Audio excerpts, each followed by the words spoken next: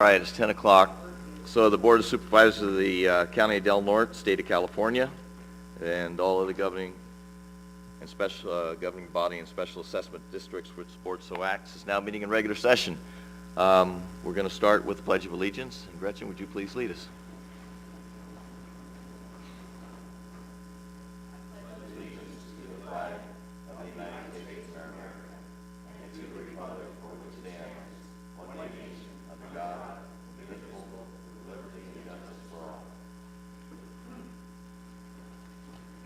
Thank you. Introduction of new employees. We have any in the group?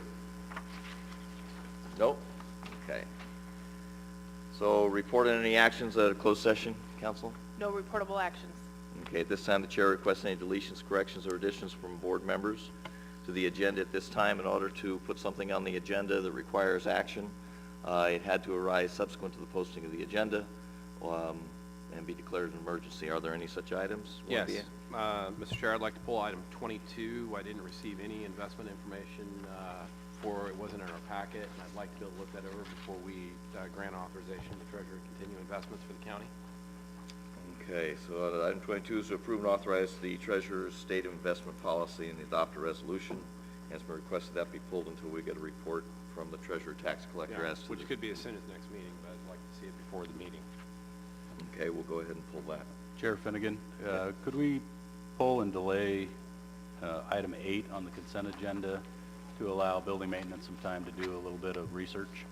Sure. Item number 8 is to approve and authorize the chair to sign the agreement with the construction services to provide mold remediation at the Veterans Hall. And I guess we're going to look at some other issues over there first. Yeah, and that would come to the next agenda. That will be pulled. So both of those are pulled from the agenda, not for discussion later today, but for a future agenda. Right now, I'd like to receive brief reports, announcements relative to county business from fellow supervisors, and I'll start with Supervisor Gitlin. Thank you, Chair Finnegan. Another busy week. After the supervisors meeting of January 14th, I attended the Del Norte County Tea Party Patriots meeting at the fairgrounds, where we heard an update from Dr. Duncan on the status of our hospital and its application or its request and movement toward lowering its status. Also heard an update on Jefferson State Declaration Committee, and many of you have noticed that there's a poll ongoing in the newspaper. It started January 14th, right after the Board of Supervisors meeting. And I think it's gathered about 1,158 hits at this point, and the margin is 81.4% to 18.6% in favor of the supervisors deciding the state of Jefferson State, whether it moves forward from the point of view of the supervisors. I think the vote count was 945 to 216 as of this morning. Wednesday last attended the very special academic presentation presented by the Masonic Lodge 45 and the Del Norte Unified School District. Male and female students from 11 of the schools, all of our schools here in Del Norte County, both male and female students were awarded academic excellence and awards to the tune of $100 for each male and each female winner. And I also want to congratulate Madeline Kritz from Del Norte High School and Rocky Lowe, also from Del Norte High School, who were the two overall winners from the district, each receiving $250 cash awards from the Masonic Lodge. Congratulations to Madeline and Rocky. Afterward, attended the North Coast Air Quality Board, and we have a new device in town. It's atop the Crescent Elk Middle School as we speak right now, monitoring our air.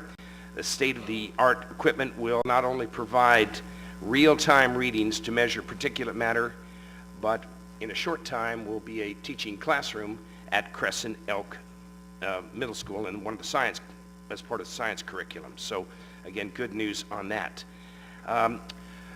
Watch the webinar presented by the California State Association of Counties on our state budget. Unfortunately, it's not good news. Even though the good news is there's a $6 billion surplus, most of that money will be addressed to a rainy day fund, which is a great idea, and of course paying down debts. There's no payment in lieu of property taxes budgeted through Sacramento, nor though they did acknowledge that there's a pending lawsuit in Glenn County. We can expect no help with regard to the Del Norte County Fair from the state. Again, disappointing news. And we can expect continued challenges associated with AB 109 realignment as Sacramento releases more inmates into our county jails. Following that, Tuesday, January 21st, attended a Visitors Bureau meeting, nothing to report there. Future Facilities meeting was Wednesday, January 22nd. We approved a new security system right here for the Flynn Center and also approved installation of a new back door to the clerk recorder's office. That evening, Del Norte County Republican Central Committee were firming up plans for a new headquarters, and an announcement will be made on that shortly. Then on Thursday, attended the Del Norte County Fair Board Volunteer Dinner, and it delivered a few words of thanks and appreciation to all the great volunteers at the dinner. Met with the board to announce my support of the November ballot issue calling for a 1/4 cent sales tax increase for a period of 7 years to sustain the continuation of the Del Norte County Fair past 2016. My support for this tax increase is a difficult decision to make, but it's a necessary one. It's unacceptable to allow the interruption of the fair past 2016. Friday, Chamber of Commerce made final preparations for the dinner, which was Saturday night. Chamber members, for that matter, members of the community were also at that meeting invited to become tutors. The request comes from Bonnie Sullivan Finley of the district seeking volunteer tutors. I think I'm going to get involved with that. Sounds like a very good cause, helping our kids. If you're interested, give the district a call. Their phone number is 464-0210 for some training on that. Chamber also met to discuss new membership. There's 327 current members in the Chamber of Commerce. Advocacy and the Chamber's role in conveying Chamber input on various issues affecting Del Norte County. A continued success of the Ambassador Program was announced.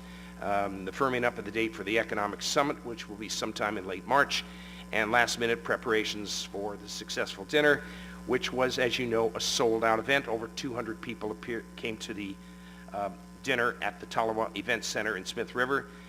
Congratulations to Kim Gillette, who was announced as the Volunteer of the Year Award. She was the recipient of that. The Del Norte County Pride winners, Rick and Betty Littlefield of Wild Rivers Market. Congratulations to Rick and Betty. Business Leader of the Year, Randy Hatfield from the Del Norte County Fair. Lifetime Achievement, Roger and Ted Long of the Long Family Fashion Blacksmith. Sharon Lowry and John Ging were also recognized for their dedicated service. And congratulations to Linda Ging, who is the new Chamber President. On January 26th, I attended an announcement meeting at the Sutter Coast Hospital, and I want to congratulate Charter Communications and the Oregon Health Network and Sutter Coast Hospital, which jointly announced completion of the 87-mile broadband fiber optic network made possible by the Federal Communications Commission's Rural Health Care Pilot Program. This redundant network allows Sutter Coast Hospital to expand its vital telemedicine program and improves high-speed internet capability, phone service, and high-definition television service to households and businesses in Del Norte County. A big step forward, a great collaborative effort by lots of very talented people.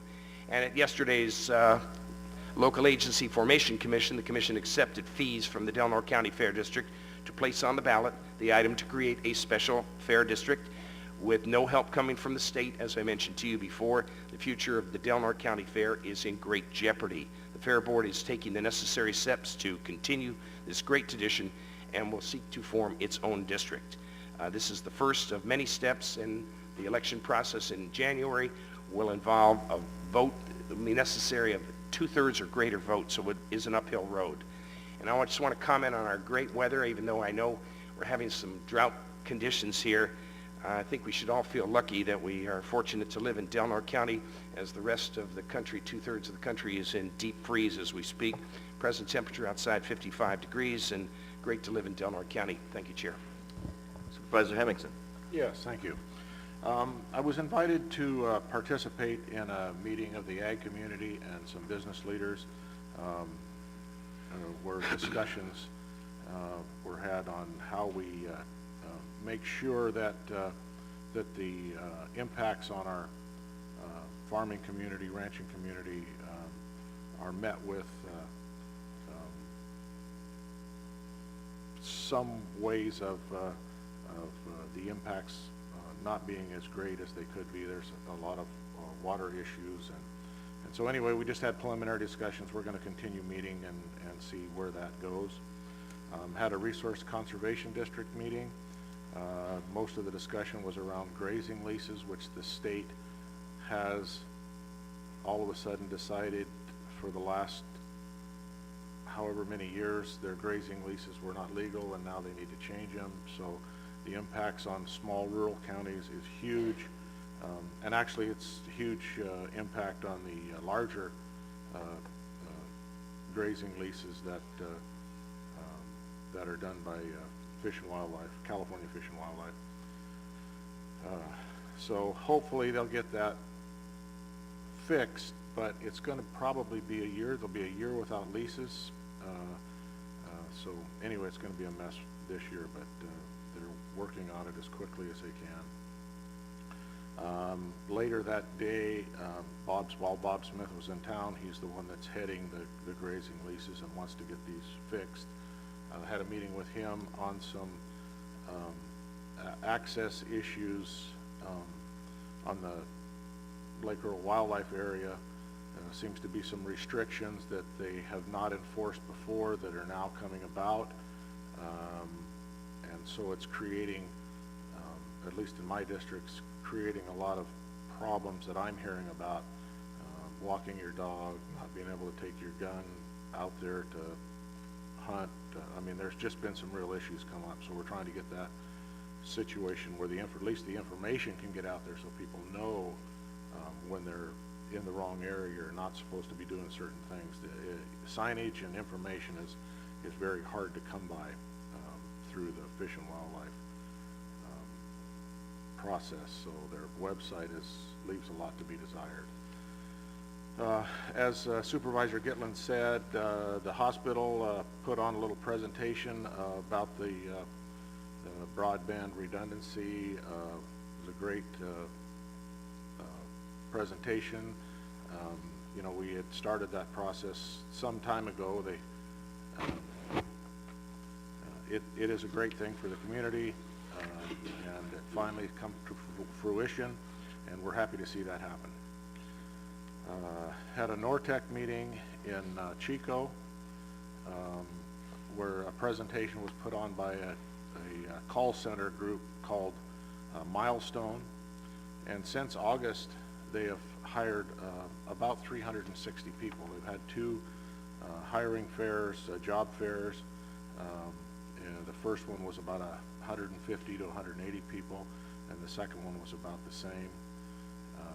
So they're continuing to grow and grow very rapidly. It was a nice presentation that they put on what they do and how they treat their employees. It was pretty interesting. I did go to the fair, the volunteer annual dinner, which is very nice to go to. I've been to it before. The volunteer for the fair, the volunteer of the year was Andy Larson, and special recognition was given to Randy Hatfield by Senator Nielsen, and also special recognition to Andy Larson, also from Senator Nielsen. So that was a pretty neat function. I'd like to thank Supervisor Sullivan for sitting in for me on future facilities. I had another meeting out. As a matter of fact, I was at NORTEC. He sat in for me on the future facilities meeting. I was asked to attend a meeting with some staff members from Providence Hospital on the hospital issues that we're having here. It was a very preliminary meeting, just broad discussion, really nothing to report of any significance there. Unfortunately, I had a friend of mine, a friend of about 50 years, pass away, and so we had a celebration of life. Went to Sacramento for a celebration of life for him. He passed away from cancer last month. And as Supervisor Gitlin said, we had a LAFCO meeting yesterday, and most of the discussion was about the new district that the fair is wanting to form, and we're going along with that. Things are moving forward, and had a lot of discussions with constituents. Most of it had to do with the state of Jefferson, and that was about it for me. Okay, Supervisor McClure. Yes, thank you. I have been focusing the last couple of weeks on my classroom as we're getting ready to move to a new location and looking at 30 years of accumulation as a school teacher who doesn't throw anything out. I've been over my head in stuff.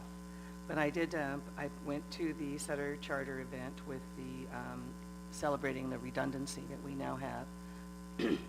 And I think that we as a community need to know that this has been a long-term project, and we have successfully made a redundancy line, which means that internet businesses can be more likely to be here, because if we cut the line in Grants Pass by accident, it goes back the other way through Florence, Oregon. So we're not going to lose our internet. I think people remember a few years back when we were down for 3 or 4 hours and the banks were down, Safeway was down, everything was shut down because of how much we rely on that kind of service. And so we, at this point, Del Norte County is stronger than Humboldt County as far as our redundancy, so it's quite exciting.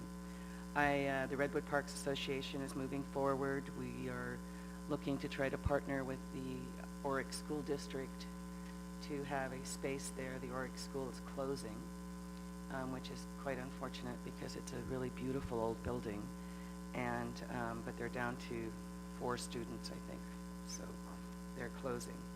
I met with Mark McGuire, who is running for state senate for our district, and spent a lot of time with him talking about the issues that we have in our community and the desire that we have to get certain things done. And he was quite receptive. He understands the significance of having a presence in Del Norte County, and assured me that that was going to be part of his agenda, because it looks like he is probably the front runner at this point. I also met with Jim Wood, who is running for our assembly district, who is also looking like he's the front runner, and we spent probably 3 hours talking about the needs of Del Norte County and the uniqueness of the Pacific Northwest as opposed to being from Healdsburg. So I'm trying to get our message to our next elected representatives of the importance and what we need in our community and how we want to have a voice in Sacramento.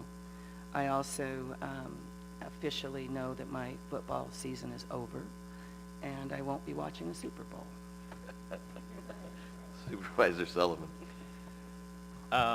Well, like Supervisor Hemmingson, I received several calls on the state of Jefferson, and I am looking forward to attending the February 4th town hall meeting from Mr. Baird, who is the founder of the movement, because I've got a lot of questions for him, and I think it's a great opportunity for community input at that point and community questions. So I would attend any of you interested or piqued by the subject to attend the event. Received a lot of constituent complaints. It seems to be an ongoing thing every single year regarding Fish and Wildlife Warden Fraley. And I've had a couple meetings in Sacramento regarding this, and it really is not whether the person's enforcing the law or not, it's the abrasiveness with the community. And Del Norte County is not known for poachers and people trying to break the rules. People like to hunt and fish. That's part of living in Del Norte County. And the job of a Fish and Wildlife Warden is to educate as well as enforce. And this gotcha mentality that seems to be going on is completely inappropriate for Del Norte County. I know in the past we've had other wardens that took a little time to get to know the community, but this seems to be, we've been dealing with this for at least 3 or 4 years, and the guy does not seem to understand the community, nor does he seem to want to understand the community. So as Supervisor Hemmingson mentioned, there are tons of fish and wildlife regulations on the books that the average person or even the avid hunter is not aware of. And they're not easy to decipher, they're not easy to find. And part of the job of that warden is to educate the people involved that they're interacting with. And he's failing on that side. So anyway, I'll talk with Supervisor Hemmingson. I know that's come up also within his interaction. I was out of town last weekend, attended my sister-in-law's birthday party in Napa for her 40th. Happy birthday. I attended the Sutter Coast broadband deal, and it's great that we have this redundancy, and it really is the first step to, we really need to use this to recruit businesses here now. We have the broadband capacity that a big community could have, or would want to have, and having that redundancy and reliability of the broadband, this is really, if those of you that have seen the has199.com, the harbor airport sewer, Highway 199 and the .com is the broadband, well, we're crossing these things off the list. And the only reason this is happening is it was initiated 10 plus years ago by the whole community. All the boards, all the different members of the community have said, we want, these are our top priority projects, and they're happening now because we've done it. It takes a while, but we've got one of them now checked off the list. So I appreciate the celebration. I think it's great that Sutter Coast and Charter have been involved in that, and the Oregon Health Network. But let's not forget where this started with, and I know that involved the county, the city, and the harbor, and the different community groups that got this thing initiated. And the key thing is everyone agreed on it. I know Last Chance Parade is one of the next set of 5 projects. What the other 4 are is still being worked on. So anyway, I think it was great to recognize the success we had with that, but let's not forget the process that it took place and the fact it took everyone to agree on it. Also had a chance to meet with Jim Wood, who's running for Assembly. Spent about an hour and a half with him relaying the fact that a lot of the regulations passed statewide should be passed regionally and not statewide. A rule that may apply in Southern California is not applicable up here. And he was pretty receptive to it, so obviously it sounds like he's the front runner at this point to be the next assembly person in this district. But it was good he reached out, and I think he's reaching out to each of the board members to try and get more familiar with the issues we deal with. Attended future facilities meeting, as it was mentioned earlier, new security system going on in the Flynn Center here. Flew to Seattle for work for 3 days and just got back in time to attend the annual chamber dinner. Unfortunately, I was unable to attend. I want to congratulate Warren and Dan Barnes. They both had their 60th and 90th birthday party, and unfortunately I wasn't able to attend that, but they've been in the community a long time and great people, so congratulations on, obviously, those are big milestones. I did attend the annual chamber dinner. It was held at Lucky 7 Casino, and they are moving the location of the dinners. It's traditionally been at the Cultural Center, but I think the idea was to put it at a member business and kind of move it around. The attendance was really well attended. In fact, looking at the room, they probably could have put 5 or 6 more tables, and I know there were people that turned down in the process, but great attendance, and it went off really well. Today there is, just for those of you that have an interest, there's a Solid Waste Management Authority meeting at 5:30 today in the board chambers. This is an opportunity for the community to have some input with the consultant R3 that we hired. It will be at 5:30 today, so I would encourage you to attend if you have an interest in that. Is there going to be a recommendation coming out of that meeting? No, not out of the No? meeting. Their recommendation, I believe the final report is going to be March or April, I think, is when. So this is just, it was, we wanted to make sure I have community input. It was a request made by several members. This is an opportunity for the community to give input into the recommendations that R3 comes back to the authority with. So, Good, thank you. I attended a lot of the same meetings that have already been spoken about, so I'm not going to be repetitious there. Other than to say that it was unfortunate that I was in another meeting and unable to attend the hospital broadband issue. I was able to do that when the Chamber of Commerce up in Brookings had their presentation from Charter and Oregon Health Network and John Irwin, because I was one of the ones for Del Norte County that shepherded this project, not only through the tri-agency, but as a member of the Governor's Broadband Task Force and the Economic Development Working Group.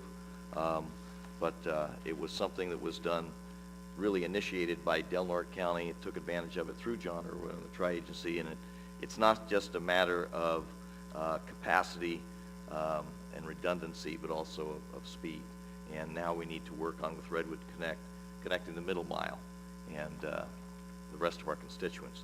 I did have a meeting with the first 5, the Children and Families Commission, talking about partnerships, talking about perhaps what is missing at the Family Resource Center, how to make it a better experience, how to engage more partners. We'll probably do some road trips there. Went to the State Association of Counties executive board meeting, had a presentation from Michael Cohen, who is the Director of Finance, as to the new budget. The budget had just been leaked, so we got a presentation of it prior to the governor. Yes, there's a rainy day fund. Yes, they're paying down the debt.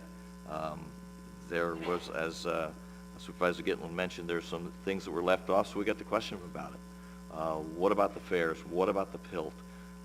Some things are still on the table, and I think you're probably going to see they're going to look at the fares and a strategy there, trying to recoup some of the money that was taken away from the cities and the redevelopment agencies, and combine that with some form of county-based economic development steering towards the fares.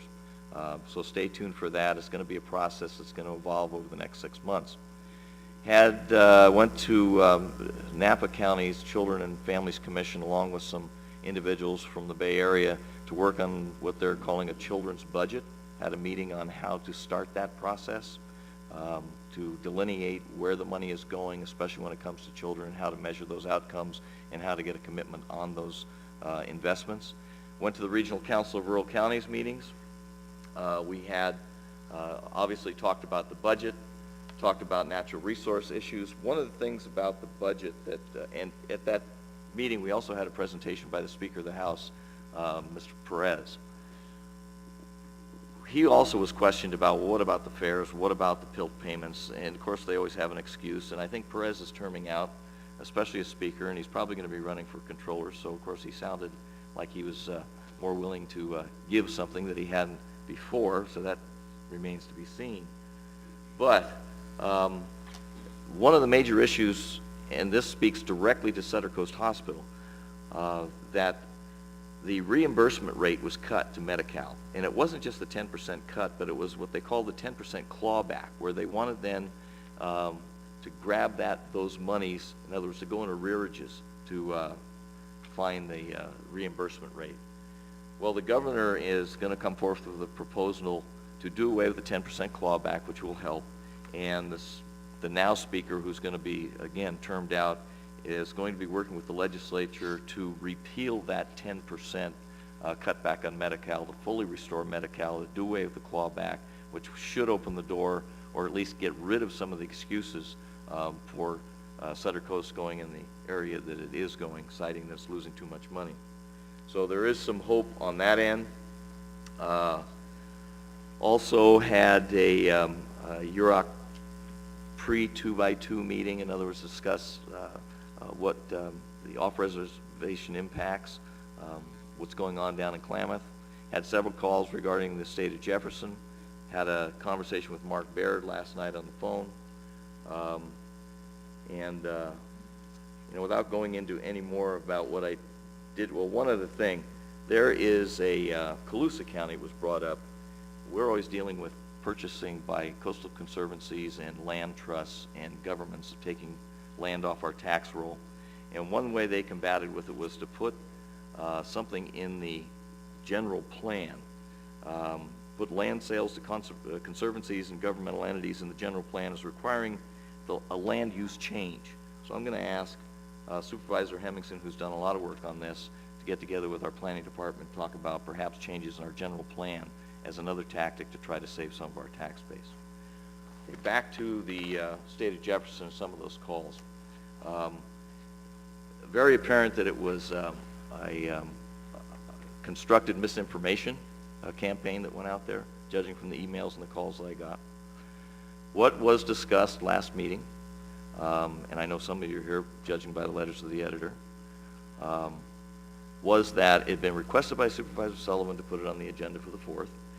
I said that I could not be there the 4th and that I wanted to have a workshop of this board prior to having any vote, whether on any resolution. It was stated at that time at the last board meeting that that's what I wanted to see, and asked the clerk of the board to try and schedule that. It was tried to be scheduled on the 27th. Subsequent to hearing from Mark Baird, I was informed that apparently we were canceling that meeting. That was news to me. Now apparently there is a meeting on the 4th, which is fine. All information is good.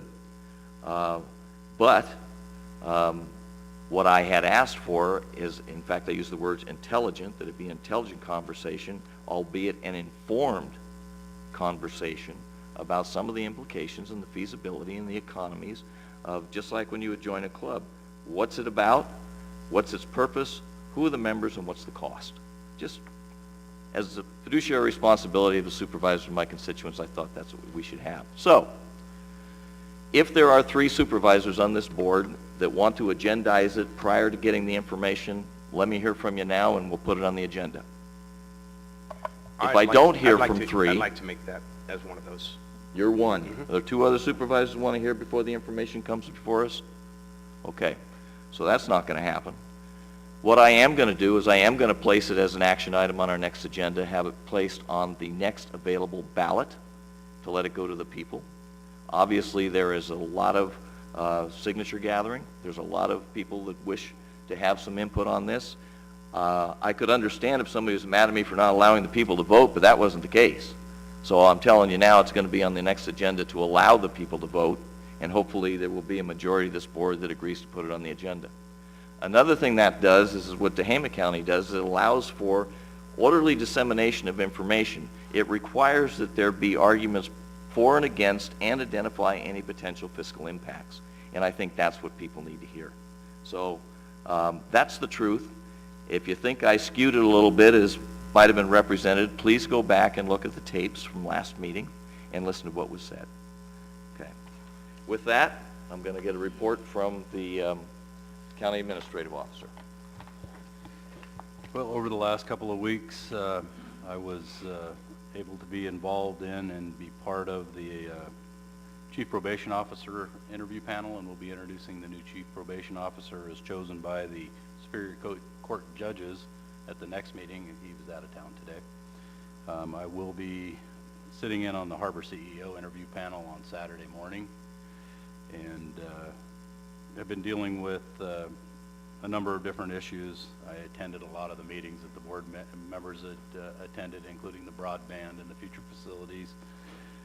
Had met with the public regarding some of the fish and game or fish and wildlife issues out at Lake Earl, which precipitated the meeting with Fish and Wildlife and Supervisor Hemmingson, and expect to hear from a few other people before we meet with Fish and Wildlife again. Dealing with miscellaneous departmental issues throughout the county as well as inside of administration, and also attended yesterday the latest full-scale evacuation meeting for the Office of Emergency Services, which is part of administration, and everybody will be hearing a lot about what's upcoming in March that coincides also with the celebration of the rebuild in the harbor, but also a commemoration of the 50th anniversary of the 64 tsunami, and there's a lot of events, a lot of recollection that'll be happening, and it's a huge effort by a lot of people and a lot of volunteers.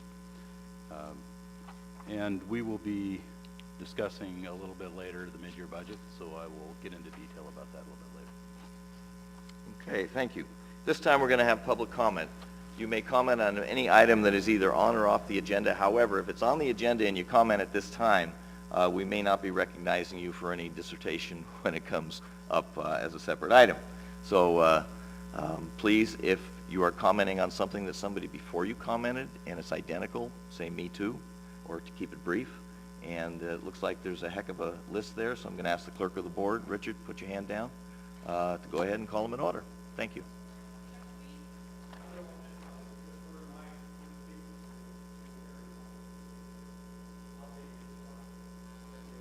It's fine.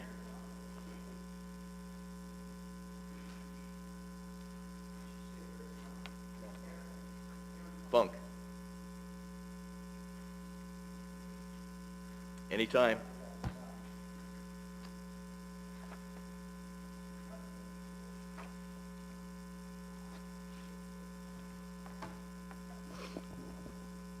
Aaron Funk from Klamath, California. A couple of items here. Am I getting his time also, so I have No. 6 minutes? I'm not, okay. All right. I'm obviously disappointed that one of the supervisors had, for the second time, requested this to be on the agenda for the following meeting, and had previously requested from the former chairman to do that. And the chairman now refuses to do that without the compliance of at least 3 supervisors. Let me read your own Prior to gaining information, yes. policy manual. The rule of this board says, any member of the board may place an item on the agenda for action after first consulting with the chairperson of the board. I understand the Supervisor Gitlin consulted with the chair, and it says any member of the board. It doesn't say any 3 members of the board. So you're violating your own rules, you're violating your own policy manual, you're violating your own administrative manual. I'm shocked that happens here, and that more people haven't stood up, or at least, and perhaps you might want to talk to council about that. You've requested more information for you as a supervisors, and schedule a meeting on the 27th of next month, and Mark will be in China, and Mark will be in Korea, so he can't make that meeting. That's the reason for that. You want more information, yet I only know of 3 supervisors who are going to attend that meeting, the town hall on the 4th, to get more information. Supervisor Sullivan, Supervisor Hemmingson, Supervisor Gitland. Also, these are the 3 supervisors who have publicly and repeatedly promised to vote yes on this issue when brought before this committee. The chair is disallowing that, so it doesn't happen. What I'm requesting, and what we're requesting here, as far as I'm aware, is that you have an up or down vote. If you want to vote yes, vote yes. If you want to vote no, vote no. But let's have the will of the people exercised here, and not a lead from behind process is what I'm seeing right here. I have a lot more issues or things to do. I did want to clarify letters to the editor. We were not happy that we had our question or public speaking opportunity early in last meeting. When we were done, we waited for appropriate amount of time before we left. And in reviewing the tape of the meeting, Supervisor Chairman Finnegan changed the motion or the decision that Mike had made at the very end of the meeting while we were not present, and the room, according to the video, was totally empty. And so we had no input on that. I'm calling for the Board of Supervisors and the council to talk to the chairman and find out what this means, if it means anything, and proceed on that basis, and call a meeting on the agenda. Time's up. Would you wrap it up, please, Aaron? Call for a meeting next after the 4th, your next meeting on the 11th, to have this for an up or down vote on the declaration. Next, please.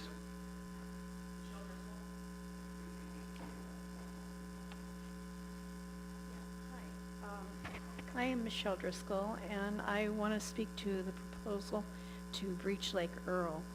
I'm one of the people who lives on the east side of the lake. We all have wells that are rather shallow and that depend on the water table there being high enough to provide enough water to get through the year. We already know that the dune ponds have dried up or have not filled this year. The lake is quite low, and for those of us, like my family and myself, who depend on that water to grow food, it would be really catastrophic to lose our well. Thank you.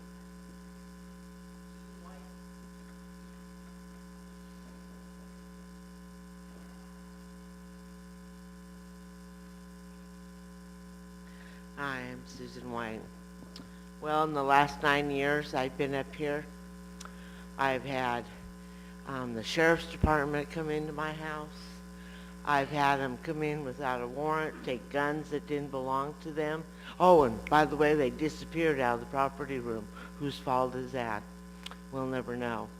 I guess Sheriff Wilson is going to use that in his election propaganda or whatever he wants to use it on. Let's see, the next thing that happened to me, yes, I'm no longer on Pebble Beach Drive, so you don't have me to worry about. I'm homeless. And the next thing is, oh, did you have a retirement dinner for Mr. Smith, the man that sexually assaulted my daughter and I out at the animal control? They got away with it. I got a call from Humboldt Rape and Crisis saying that Katie Mix dropped the charges on him for assaulting me on the county grounds. And that was kind of a kick in the teeth. And then, oh yeah, by the way, I've been spending my legal time sitting down there at the legal library having, I guess it's owned by the county, the building part of it. I think it's owned by you folks. But then you have Mrs. Linderman in there from the state telling everybody, now, there's people in here you're not allowed to talk to, and there's people in here that you need to, she shuns you out of there as soon as possible when you're doing legal business. But the best of it all is the other day I saw justice take place. Isn't that something? I walked up to the man that burglarized my home, and he was 31 days late. 31. Because, boy, they pressed charges on him. Yes, Katie Mix did her job for a change. She pressed charges on him for breaking into my home a day late. I told the guy, I says, if you would have done it on the 30th, you could have got away with it, because anything that has my name on it, has anything to do with Susan White, she won't prosecute. Yes, she's an acting attorney, district attorney. And if you don't get her out there, because you guys are paying her bill, if you don't get her out and everything, I've already filed with the state bar on her. I have filed with the, and right now we have, oh, I've got good news for you. The feds are coming up here to take care of all this and look into it. And I already got a hold of the DRE for Mr. David Finnegan. So you guys have a nice year. Goodbye and thank you. Okay.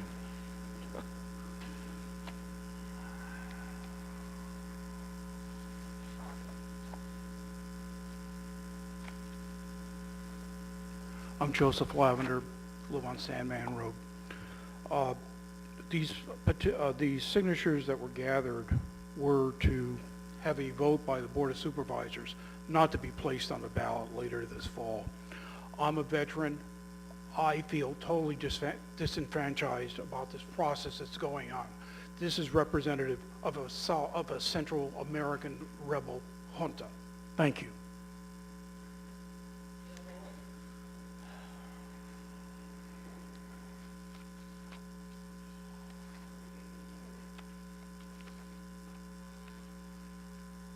Good morning. My name is Dale Bowling. I live in Fort Dick area.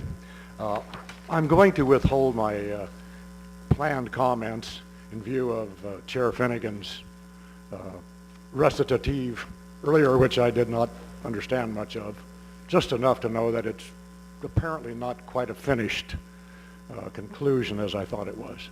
So it might be inappropriate for me to say what I had on my mind. I'll go home and listen to it on Ustream and then be able to understand it better. So time has taken its toll on not my hearing, but my understanding of what I'm hearing. So not every word comes out clear to me, so it's hard to put the meanings together. So anyway, I'll withhold that.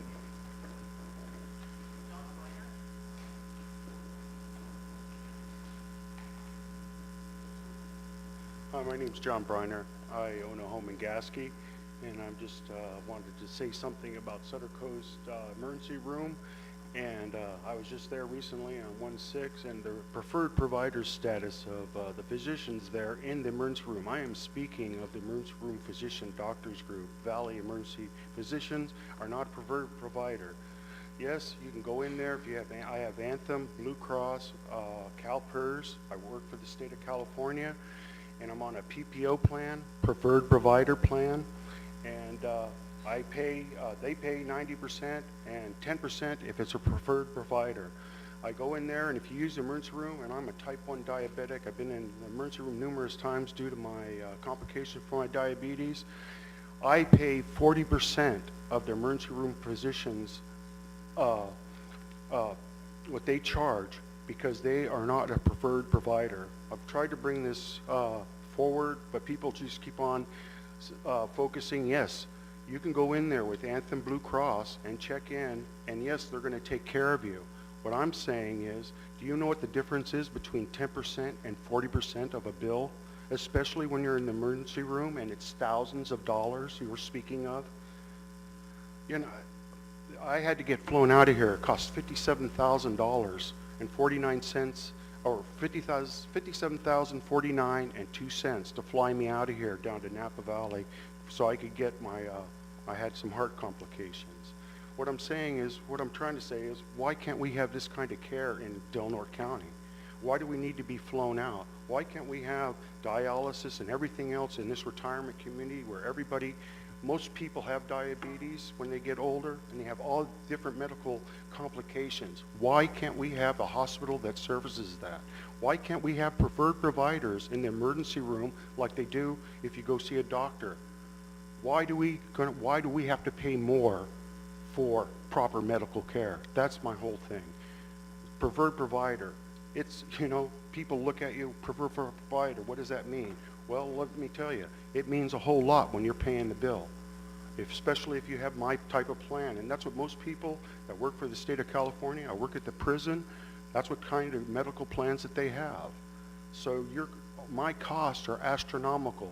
I've been in the emergency room numerous times for different things due to my heart and other diabetes complications. So I just want you guys to think about this Sutter Coast issue and of cutting back access when we should be expanding access because of the people that live here, the tourists that come through here that are vacationing here. They need to be taken care of. And I don't mind paying something for a service, but let's be real about it. I don't mind paying my appropriate share, but to be gouged like this, it's just crazy. And especially when you have a lot of medical bills, and I know as you get older, everyone knows as you get older, you acquire more bills. So my whole thing is, I sure would like to see a preferred provider in the emergency room. Thank you very much. Next, please.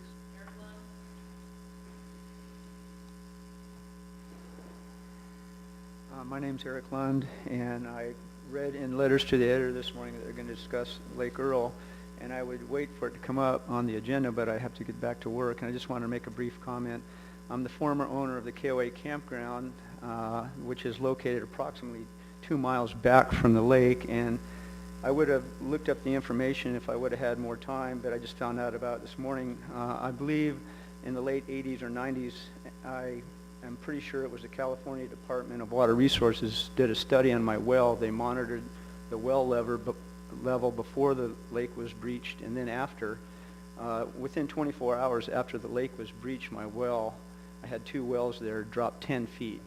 And so I just wanted to make the board aware, which maybe you already are, about the importance of Lake Earl as providing a plug for the aquifer.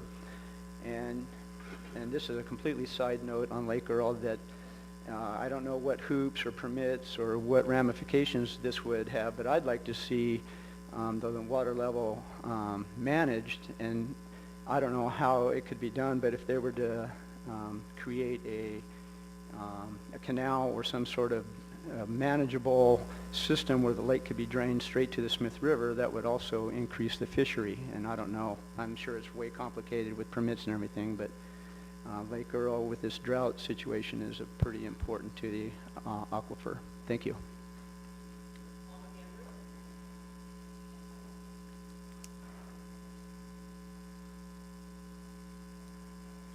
My name is Paul McAndrews. There were enough signatures to get everybody's attention to address the state of Jefferson. I think you're not listening to the people that you should be listening to. One of the issues is that this could be a real win-win situation. It's not an easy proposition. There's a lot of information out there. It's been done 4 times in the history of the United States. And if you don't work for the city or the county in this town, it's hard to find work out there. There's not a big work field. If we could do away with the Coastal Commission, and we could do away with a lot of things, we could write our own ticket if we were state of Jefferson. And the fact that this is being stonewalled, not good. Thank you.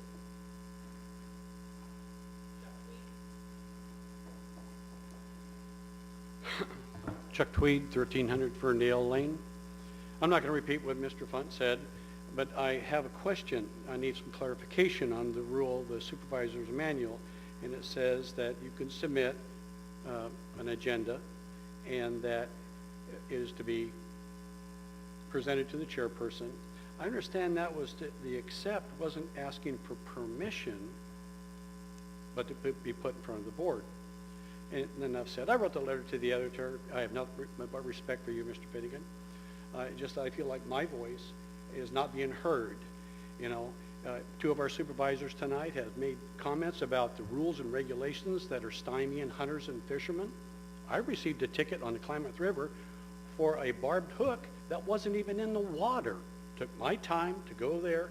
I'm tired of the rules and regulations put upon us by Southern California. I like to have our own rules and regulations that we can understand. I like to take control of our own destiny. And I would invite you all to be there at the meeting. Mark Baird is a very, very good speaker. He has all the information that you guys need. And I look forward to a up and down vote from this Board of Supervisors. Thank you for your time. Yes, Tom Stewart, Gaston, California. Not being a committee member of Jefferson State, I still support it. I also had plans on speaking about certain rules and regulations of the board. But I do have a question, and not that I'm politically active, but you all know that I come from probably a politically active family member at one time. One of the things that I noticed, Mr. Finnegan, again, like Chuck Tweed said, is I respect all of you. When you began speaking about Jefferson State, the meeting that occurred that was filmed, I started to see some personal emotions come out, which when you're attacked in the paper, you usually do. However, one of the things I noticed is when you ask the board members, are there any of you right now, 3 of you, that would like to, oh, thank you. Once Mr. Gitlin said yes, I think it's one of those things of nay, yay, but 3 of these other supervisors sat there and go, maybe I shouldn't say anything. Because you cut it right, I mean, it was 3.5 seconds. I would propose that that question be asked again. Are there any of you now that will say, yes, let's go forward? One of the things, excuse me, Roger, somebody said something about listening. This is going to be philosophical. I listen a lot. I just don't care to hear it. When you listen to the people, try to hear them also. Act upon what you hear, not your personal agenda, not your personal belief, and not your personal opinion. But act on what you hear. I listen to my wife, but I don't hear her. It's when I hear her that the house gets painted and the cart gets moved and the ditches get cleaned. So when the people of your districts speak and you're there to listen, try to hear what they're saying. And part of that is this Jefferson state of Jefferson. Personally, I like to hear it as Northern California. I think we'd get a lot quicker respect from the southern side, but as it stands now, it's going to be a very big project. One of the things that you're going to find as far as the expenditures it's going to take, 12 counties will probably come together over a long period of time to make this happen. We can't go out and see what Del Norte County is going to have to spend to make it happen. We're going to have to see what the whole state is going to have to spend to make it happen. So collectively, those counties that vote yes and come together to try to form a new state are going to have to get together and say, how much are we going to be able to put in to make it work as a new state? We're not going to know that. Don't pay a $30,000 analyst to come in and give you an answer that you guys can't do it. Collectively, 12 different counties may come together and we can make it happen. But this isn't, I don't think any of us are going to be around when this actually happens. Not when or if, but when it does happen.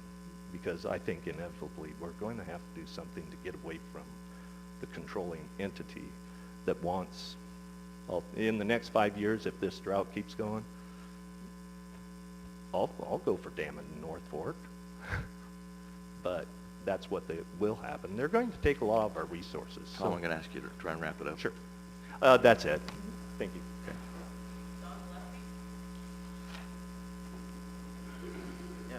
Before you start my time, can I seek clarification? Is there going to be a discussion of the Lake Earl, draining Lake Earl today, later on in your meeting? Yeah, it's on the agenda. So I might have an opportunity to speak. I'd rather speak then when that comes up. All right, thank you.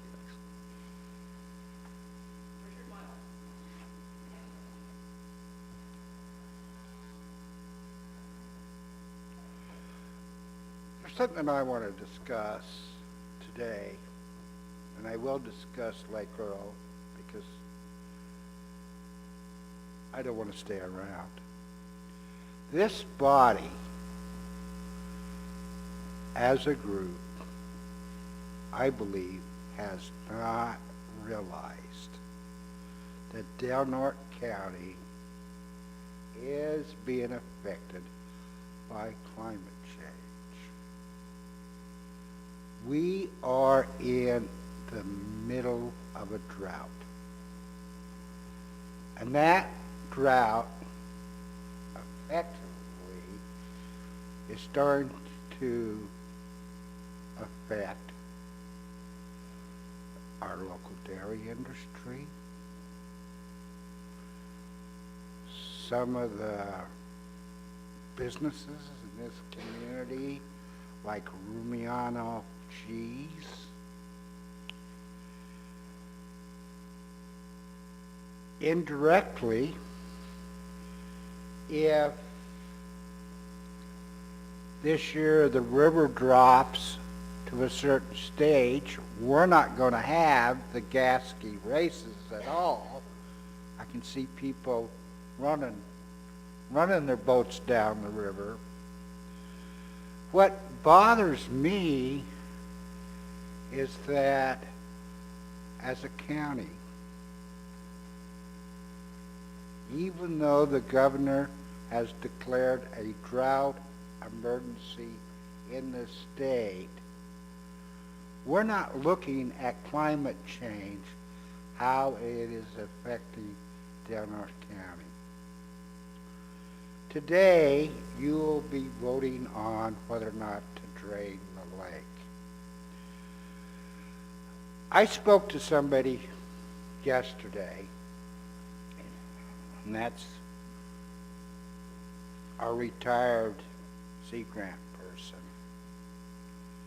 He explained to me that Lake Earl acts to replenish the aquifer in Smith River. That aquifer is essential for our agricultural base in this county. I believe a vote today to drain Lake Earl is a mistake. First thing, it's nowhere at the level where it's been in the past, where it's affecting people's homes or wells or whatever. To drain it now is ludicrous.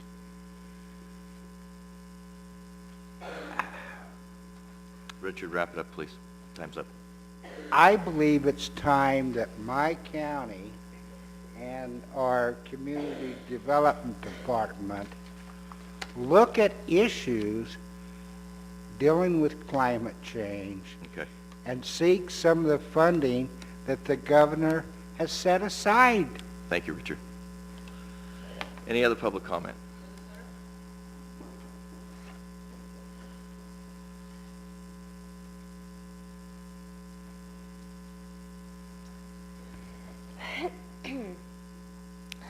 Okay, I'm probably the only one here that's in opposition of Jefferson State at this time because I haven't had the information that I need to know.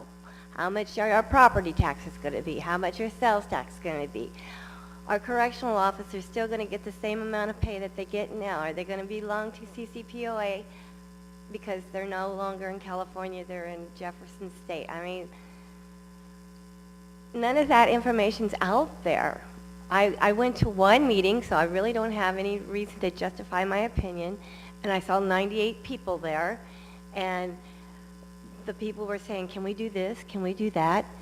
Will we get to have this done? And the politicians are all going, yeah, yeah, yeah. And I'm like, really? Isn't that what we've got right now? Thanks.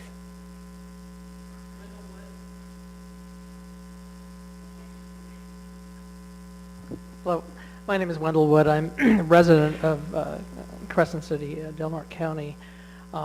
I'm here to speak a concern about the possibility that Lake Earl would be drained at this time, and I fully appreciate that you have a situation where you're looking at, I'm sorry I won't be here for your discussion, but I'm assuming that is looking at, well, you know, what does the immediate future hold? What if we get, you know, strong rains? And I think that the situation when we're looking at, you know, a year that has been described now as being the driest year in recorded history, and my observation as well as others that we have so much around the lake that is dry right now. That is your buffer. And so to me, it would be most expedient to take the more conservative approach, that the risk of the lake being too full at this date, given how dry the situation is now, is very small. My wife and I moved to this area because of Lake Earl. We feel it's a very underutilized and realize what the economic value of that lake is. We don't live on the lake shore, but we still live in proximity to the lake, and we are also personally concerned about the impact it would be to a well. So, you know, earlier when we saw, oh my gosh, okay, the lake's 6 foot. Wow, this will be 1 year that we don't drain it in a year where California has declared a drought emergency and where lakes and reservoirs are dry. It's like, wow, in Del Norte County, we actually have some place for the fish and wildlife and recreation and all of the other economic benefits that it provides. And then when I heard the thought that they might consider draining it this year, it just didn't seem what's called for given the very dire dry situation. Thank you.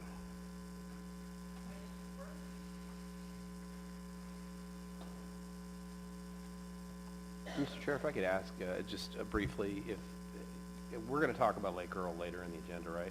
So if people are getting up to talk about it, as Mr. Gillespie mentioned, maybe it might make sense to remind folks that they're going to have a shot at it when it does come up in the agenda. Yeah, or if they speak now, then we're going to ask them not to speak later. Yeah, okay. Hi, Eileen Cooper, Del Norte County. Wow, there's so many things on this agenda that interest me. I don't know where to begin. A lot of people are concerned about the drought we're having in a general way, and I know there's a lot of information on drought that's available right now on the internet. Just Google California drought, and a lot of interesting things pop up. It doesn't seem that it's going away, is the scary thing. When you look at the history of planet Earth, and in particular California. So how does this tie into so many issues that we deal with, and how can we best prepare this area is something that I think needs to be tackled. One thing, it touches all issues. The state of Jefferson, for instance. It struck me the other day that we would be joining hands politically with the very inland communities that have tried to take water away from our rivers that support our magnificent fisheries. They would have more power in a smaller, in a state. I mean, we're not in a great situation now either, but I mean, I think I think that's an aspect to look at. And the management plans that we've had in place for so long, they may not work anymore. We have to be monitoring this situation very carefully and be very astute to it. Thank you. Next. That's it? Anybody else, public comment? Oh, we got one. Looks like we got two. Victoria Dickey, I live in David Finnegan's district. The more local the government, the better represented the people are that are governed by it. Thank you. Next.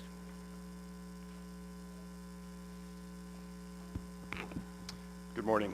I'm Zach Larson. I'm part of your Fish and Game Advisory Commission, and I was sent here today to inform you about a potential mining proposal from the Red Flat Nickel Corporation in Oregon on the North Fork of the Smith River. It's actually a tributary of the North Fork and Baldface Creek. Curry County is dealing with similar proposals in the Pistol River and Hunter Creek watersheds, and I was here at the request of the Advisory Commission to encourage you to direct staff to do some fact-finding and work with the community to potentially prepare a response to any potential nickel mining in the upper North Fork. There are some loopholes in the 1872 mining law that there are people questioning now how to deal with these old laws. And I prepared just a brief packet. I don't want to take too much of your time. And if I may approach and pass these.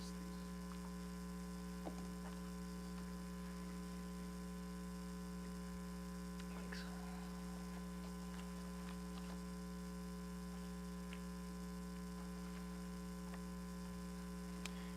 And just to conclude, we just encourage you to direct staff to perform some fact-finding and work with the community. So, thank you very much. Thank you. Is that it? Any more public comment? Okay.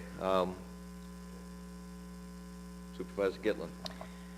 I'd like to just respond to those who have come today to speak on the issue of Jefferson State, not just Jefferson State, but just to get redress.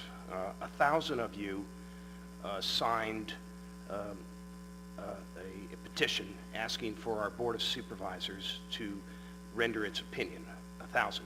And that's in about a 4-week period of time, I'm understanding. So for clarification, the Del Norte Administrative Manual, it is identified as Chapter 1.10.010, Paragraph B. Any member of the board may place on the item on the agenda after first consulting with the chairperson of the board. Now, I've done that effectually with the January 14th meeting. I'm going to do it again right now. I think we have a right to know where our supervisors stand on this issue. So I'm going to ask that again, and then each supervisor can vote no. That's what's called the system, and that's how it works. So Chair Finnegan, I'm going to ask again to be placed on the February 11th agenda. Okay, that so issue. that's your interpretation of how it works, and my interpretation of how it works. Haven't been chair before, and I'm being consistent with every other time that I've done this. It's perceived that the job of the chair is to make the board function as one, as best as they can, with the cooperation of all the board members. So it looks to the community as if your government is being run efficiently, effectively, and informatively. Supervisor Gitlin did come to me and request that something be put on the agenda. He did consult with me. I took it to the full board as, Tom, they can, till the end of this meeting, they can have, with the proposal that I would like to have a workshop for the board to become fully informed, to have that discussion. Seemed like a great idea, has worked every other time. If a department head came to a supervisor and asked something be put on the agenda, and it did not contain the fiscal analysis or the information required to have an informed decision, it wouldn't get on the agenda. Okay? So I'm taking it a step further. If I hear from 3 supervisors today that want to have it on the agenda prior to a workshop of the board so the supervisors can become more informed about their decision, so be it. That's my job. I would ask Supervisor Gitlin to try to work with fellow supervisors. Thank you. Now, with that, and we're running behind, we had a 10:30 agendized item for a presentation from, from the assessor.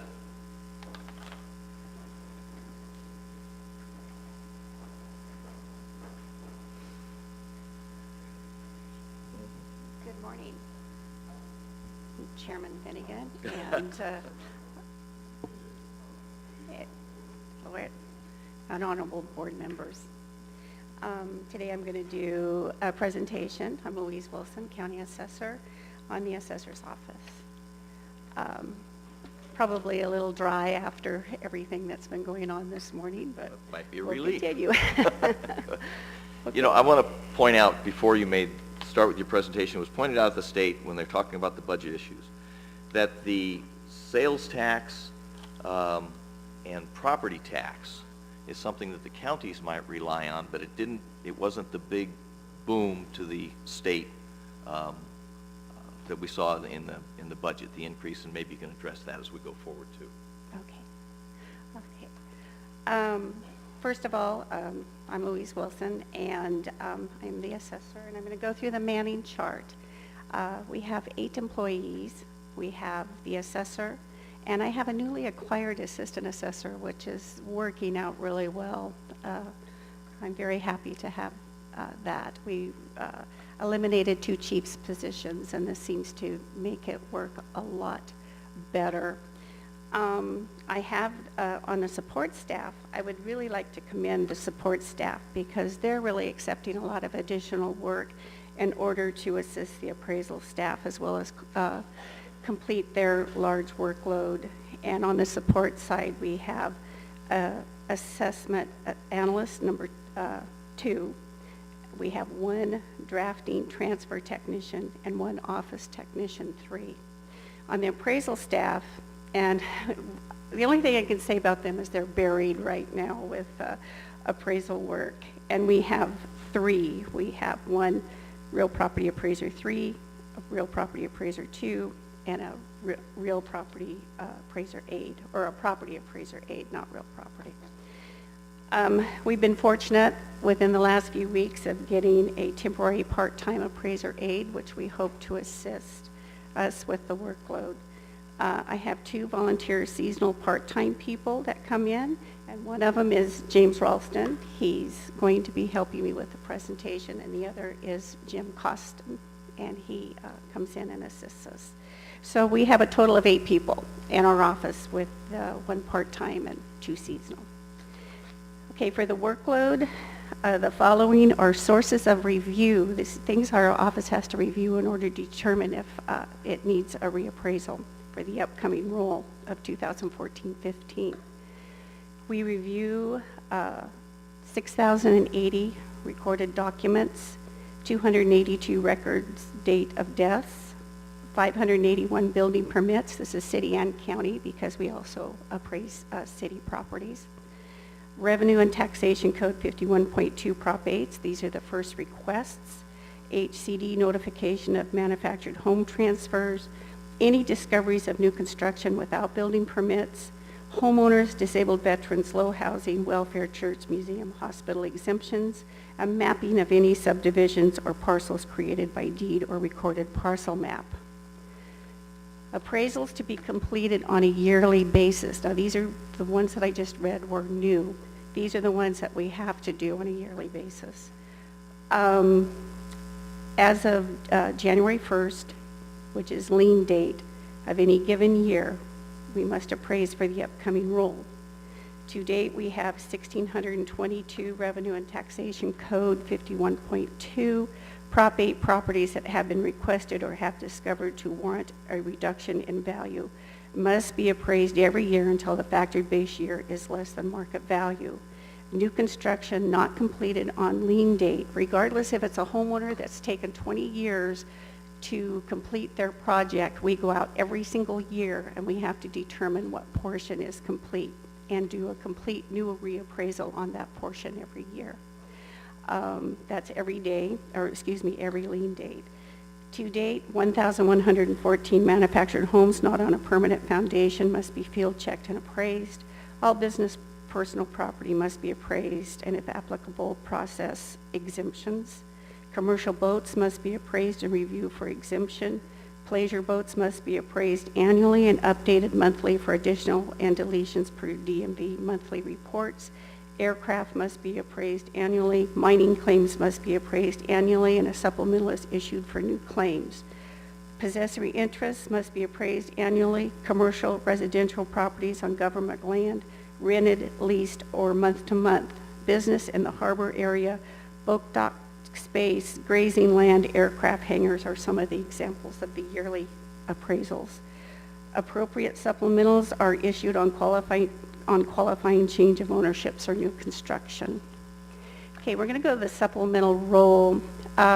It must be completed whenever there's a change of ownership or new construction. And the supplemental roll is independent from the 601 roll.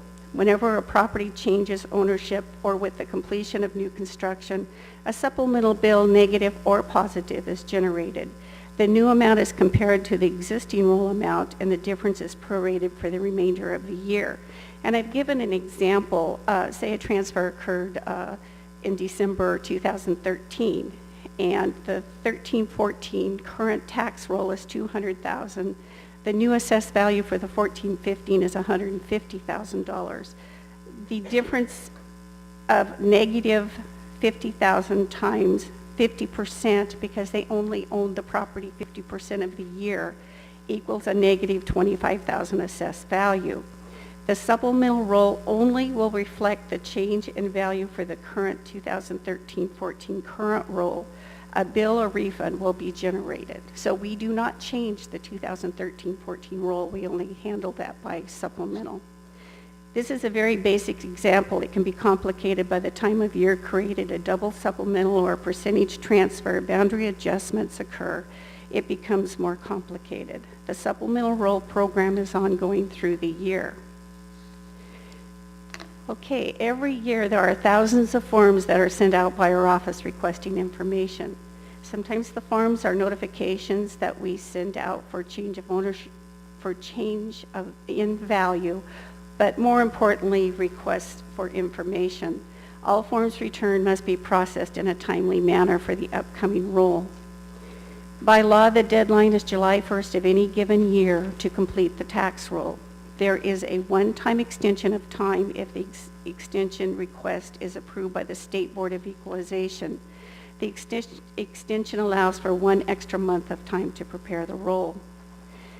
Unfortunately, the work for the 2014-15 upcoming roll has been held from lien date January 1st, 2013 through December 31st, 2014, and will not be processed until we complete corrections to the current 2013-14 roll. The number of board changes completed to date is 1,739, which not only affects our office, but it also affects the auditor's office and the tax collector's office, as they must make the changes and send out new bills. The 1,739 board changes are actual appraisals that must be completed before submitted. Some may be cancellations or exemptions or exemption corrections, but the majority are appraisals. This year, we did not start on the upcoming roll, which is due by July 1st, 2014, until November 2013. To date, we are processing the changes of ownerships that occurred in January, February, and March of 2013, and also must be in the field to determine what percentage of new construction is as of lien date January 1st to enroll for the 14-15 roll. I'm going to move on to appeals. When all avenues have been exhausted and the taxpayer is still in disagreement with the assessor's office, the taxpayer has the right to file a formal appeal with the County Board of Equalization. The Board of Equalization is similar to a hearing with both the assessor and the applicant presenting their case. Once the presentation is done, the Board of Equalization makes their decision to either uphold the assessor's opinion of value, to grant the applicant's opinion of value, or determine what the fair market value should be based on the information presented. State Board of Equalization. The State Board of Equalization audits all assessors' office within the state. Del Norte County is audited at least once every 5 years. There have been occasions when it has been a much shorter time frame between audits. This is very time-consuming for the office, as the state does an extensive audit, including field reviews and interviewing taxpayers. The audit usually takes up to 5 months, and the findings are published and sent to the governor's office as well as to other state and local offices. The findings are public information and posted to the State Board of Equalization site. We must have a 95% accuracy for, or the supplemental funds will be held from the county. They'll be withheld until the 95% is achieved. And there are counties that have actually had funds held because their accuracy level wasn't up. Okay, education. Some of the sources of the assessor's office is governed by are the California Constitution, government codes, revenue and taxation property law guide, and R&T codes, letters of opinion from State Board of Equalization and court cases. The appraisal staff must be certified by the state of California. Within 1 year of employment, an appraiser must pass the certification test. If the appraiser fails to do so, he or she will not be able to hold the position of appraiser. Every year, the appraiser must attend classes in order to remain certified. Due to technology, some of the education can be accessed by WebEx or computer with a proctored test at the end of the class. Due to the complexity involving in determining a property to be transferred, the State Board of Equalization is in the process of adding the transfer technician as a person who must also be certified. Legislation is constantly adding, deleting, or changing our procedures, so it is imperative all staff stay informed of the updates by attending classes and workshops. Public relations. Due to the decrease in the market, the office has been engaged in long conversations with taxpayers discussing the assessment procedure and what their avenues are. Many hours are spent working with the taxpayer. This is necessary but cuts into the appraiser's ability to complete the huge workload for the upcoming role. Taxpayers' questions are very important, and we want them to understand the assessment procedure and what their rights are. Do you have any questions? Sorry, that you didn't start doing the review until November of 2013? Isn't it generally done? After July 1st. Yeah. And the reason why is because we had over 1,700 corrections to do to the 13-14 tax rule. This was work that we had not been able to complete. This has been going on since 2010. Our staff was cut by 20%. And with the increase of the Prop 8s every year that we must appraise every year has increased significantly. We lost one appraiser. We brought on a new appraiser 3 years ago. It takes 2 years to bring an appraiser up to speed where they can work independently. So we have really been juggling and trying to adjust to the increase in the workload. So if the adjustments aren't made, right, it goes on the old tax. Right. And if it's been a foreclosure, let's say, and picked up for $200,000 less than the original tax. Yes. That person that's going to acquire that house, their tax will be that as if it were sold before foreclosure? Yes. And the schools will be collecting money that possibly isn't money to be collected. They're going to be budgeting based on information that's not accurate? Yes, and when I talk to the school districts, I point out to them this year, I told them that we had at least 1,600 changes that we were going to be completed after the July 1st of turning over the role. So they were aware of that there was going to be the changes. So would you consider this crisis? Yes, I have for about 3 or 4 years now. And do you have a suggestion on the horizon that we should be employing? Because I wanted well, it's because of budget issues. All offices are short on staff. All the offices, not just ours, has been reduced, but we were bare bones to begin with. And with these cuts, we are just not able to cut to keep up with the workload.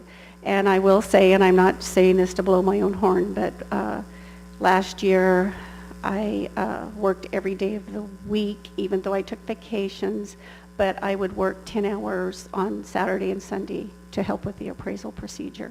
I took it home. I now hate my dining room because that's where my work area is, but it's just one of those snowballing effects, and I'm not here to complain, but it is a reality. I don't know what the solution is other than we need more people.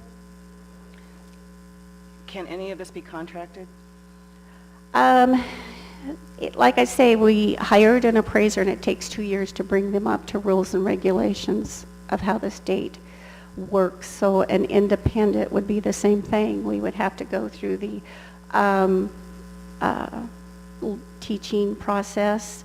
And I know from being a chief appraiser, this is something that's been happening for years. You teach during the day and you do the work at night for your workload. It's just the way this has always worked, at least since 2000 when I took over as chief. There has been a need in the office for very many years. I don't think I've done the office any favors by working so much overtime. I'm exempt, so it didn't make any difference. But Well, I'm just Yeah. concerned that, you know, most people believe that they pay a percentage Oh, of yes. what they bought their house for. Yes. And they pay a percentage of that in taxes. Yes. And come July, is that when we're going to get our next round? Or Mm-hmm. those taxes are going to be absolutely upside down for them, because if I bought a house for $50,000 and 3 years ago it was listed at $150,000, Right. I am probably going to cry foul, and we're going to have people coming in the door, and we're going to fall further behind Yes. because we're going to have more appeals. Right. So I think that we should be looking for a solution, and I'm not an assessor, so I can't find a solution, but I think that something needs to be done before the tax rolls go out. Right. I totally agree. Sorry, I don't have a Oh, no. solution. I know. Well, isn't it just gravitating towards fair market value? And I know the assessor does that a lot of times, especially when you take a whole neighborhood and reduce the values. This has been done in the past. There's not that many. There is, if it's like Washington Park Yeah. or Brisa or something like that, we can go in and do full neighborhoods. When I was an appraiser, I did that myself. We had a downturn, but it's not always that way because Del Norte County is so diversified Right. that you So have to you're look saying at it case-by-case basis. So and that is triggered by an appeal, so that's what you're saying? That's No, they come in and request a Prop 8 or a reduction in value, which we're trying to handle and keep it out of the appeals. We're working very diligently to try to keep that. And the only time that we really encourage the taxpayer to file an appeal is if we have not done the appraisal, at least got them started, and they're going to miss the appeal window.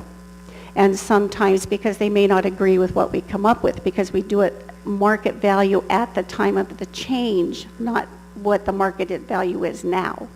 And so we do encourage, that's where we get a lot of stipulations come in, because we have worked it out before that time. But we did at least get these 1,600 that we were holding over. We got those done, and it was really a burden on the auditor and tax collector too, because they had to process all of this. We thought about putting in for the extension, but we still would have not got completely finished, and we still would have had the board changes to do.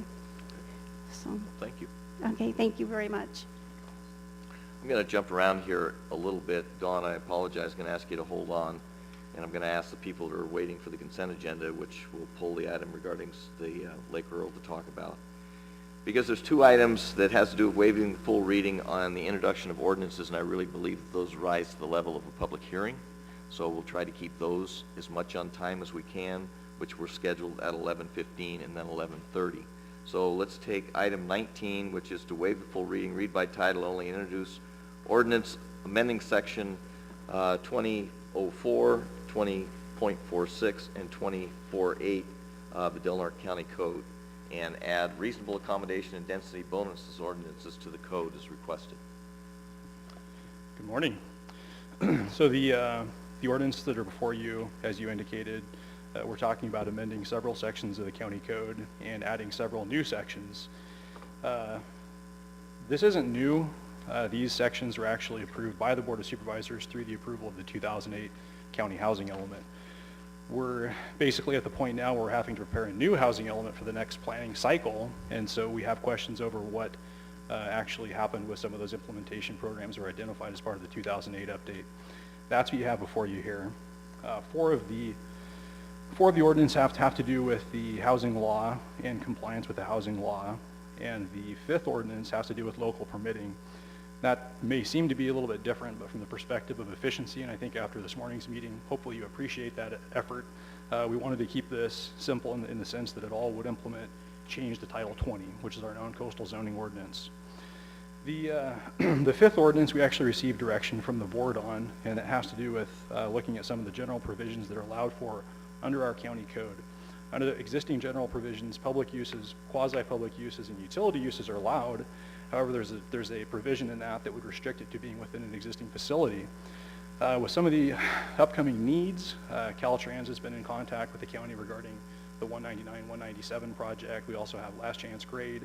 This is going to become more of a pressing issue, so we're anticipating this need and getting this ordinance hopefully approved so that whenever we get to that point where the need is really critical, we have a relatively simple permitting process to get through. So the housing element ordinances have to do with basically improving access and providing opportunities for housing needs for residents of Del Norte County. We're primarily concerned with low income, below moderate income, and senior housing opportunities. And so these ordinances, again, are intended to basically improve access and opportunities for those specific demographics.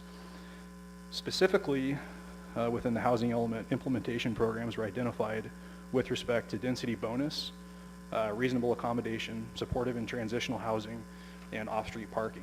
Again, nothing new. We talked about these whenever the original housing element or the 2008 housing element was adopted. The terms themselves, they may sound somewhat esoteric, but we all know what they are. Density bonus would basically be when development would be proposed, this would provide an opportunity for developers to increase density potential through a petition to the Board of Supervisors. Reasonable accommodation would have to do with access for the purposes of compliance with the Americans with Disabilities Act. And supportive and transitional housing would be opportunities for housing needs of the people who, I guess, really need it. The homeless, and getting them into situations where they're hopefully transitioning into something more permanent. The off-street parking is just cleaning up what would be a parking need associated with some of these implementation programs, and that would be expanding on the definitions of what is currently required under our off-street parking ordinance. In a nutshell, that's basically it. This is the first reading, so we will have to come back. One of the issues that I did want to point out was that under the children's impact statement, that would be an opportunity here to actually look at that. I apologize for that. I got kind of lost in the actual ordinances themselves, but yes, I definitely think that this would be an opportunity for positive impact to be identified with respect to children. So if there's any questions, I'd be happy to take those through public comment. If there's any questions that come up, I'm definitely available for that too. Good. Let's start with some board questions. Supervisor McClure. Yes, under the off-street parking amendment, when I read it, I'm not sure I understand it, but it appears that we are going to have a two-bedroom dwelling will require only one parking spot. And I'm concerned that that's going to put impact onto parking onto the street, because it reads dwellings, multiple duplexes, there's one parking spot for each studio, one bedroom or two-bedroom dwelling unit, and then there are two for each three or more bedrooms. So I'm concerned that two-bedroom, I almost feel that two-bedroom should be a two parking spot, as opposed, I mean, I like the idea of having just the one for the one bedroom in the studio, but I have concerns about not having enough parking in a duplex or a complex like that force the parking onto the street, because I was going through some neighborhoods the other day and I thought I would go crazy if every day I had to look outside and someone had this giant trailer parked on the street next to a truck, next to their cars, because they didn't have off-street parking. So I'm concerned that I would like to expand that. Sure. question I had was regarding the supportive and transitional housing. The concern is when you put it in a single-family area, those are the ones that are most likely going to affect the property values, whether it's in a neighborhood of R1B20, like Washington Park, or whether it's on Parkway area, for example, with the 1 acre minimum. Wouldn't it be more appropriate to point them in the direction, I'm trying to stay away from the term of steering, of multifamily housing, multifamily areas, commercial areas? And then again, commercial is sort of, well, then you'd have the businesses saying, well, not right next to me. It's one of those NIMBY things, not in my backyard. But wouldn't it be more appropriate, or is it allowable, to restrict it to multifamily areas? It's not allowable, is the short answer. Okay. This is dictated by state law. So it's a Okay. definition that was put forward by the legislature. I think it was AB 1865 back in 2006, 2007. And so the definition that we're adopting is the state standard, which we have to adopt in order for our housing element to be certified by the state. Okay. With that, any other supervisor? Yes, Randy, we spoke about this prior to your coming before the board. Let me ask some questions on this density bonus. Am I understanding the purpose of this is to align it with state law? Yes. Okay. Now, what are the consequences if we don't align with state law on this particular bonus density? Do we have any options? Is there grant money at stake here? Yeah, that is a good question. The whole purpose of adopting these ordinances,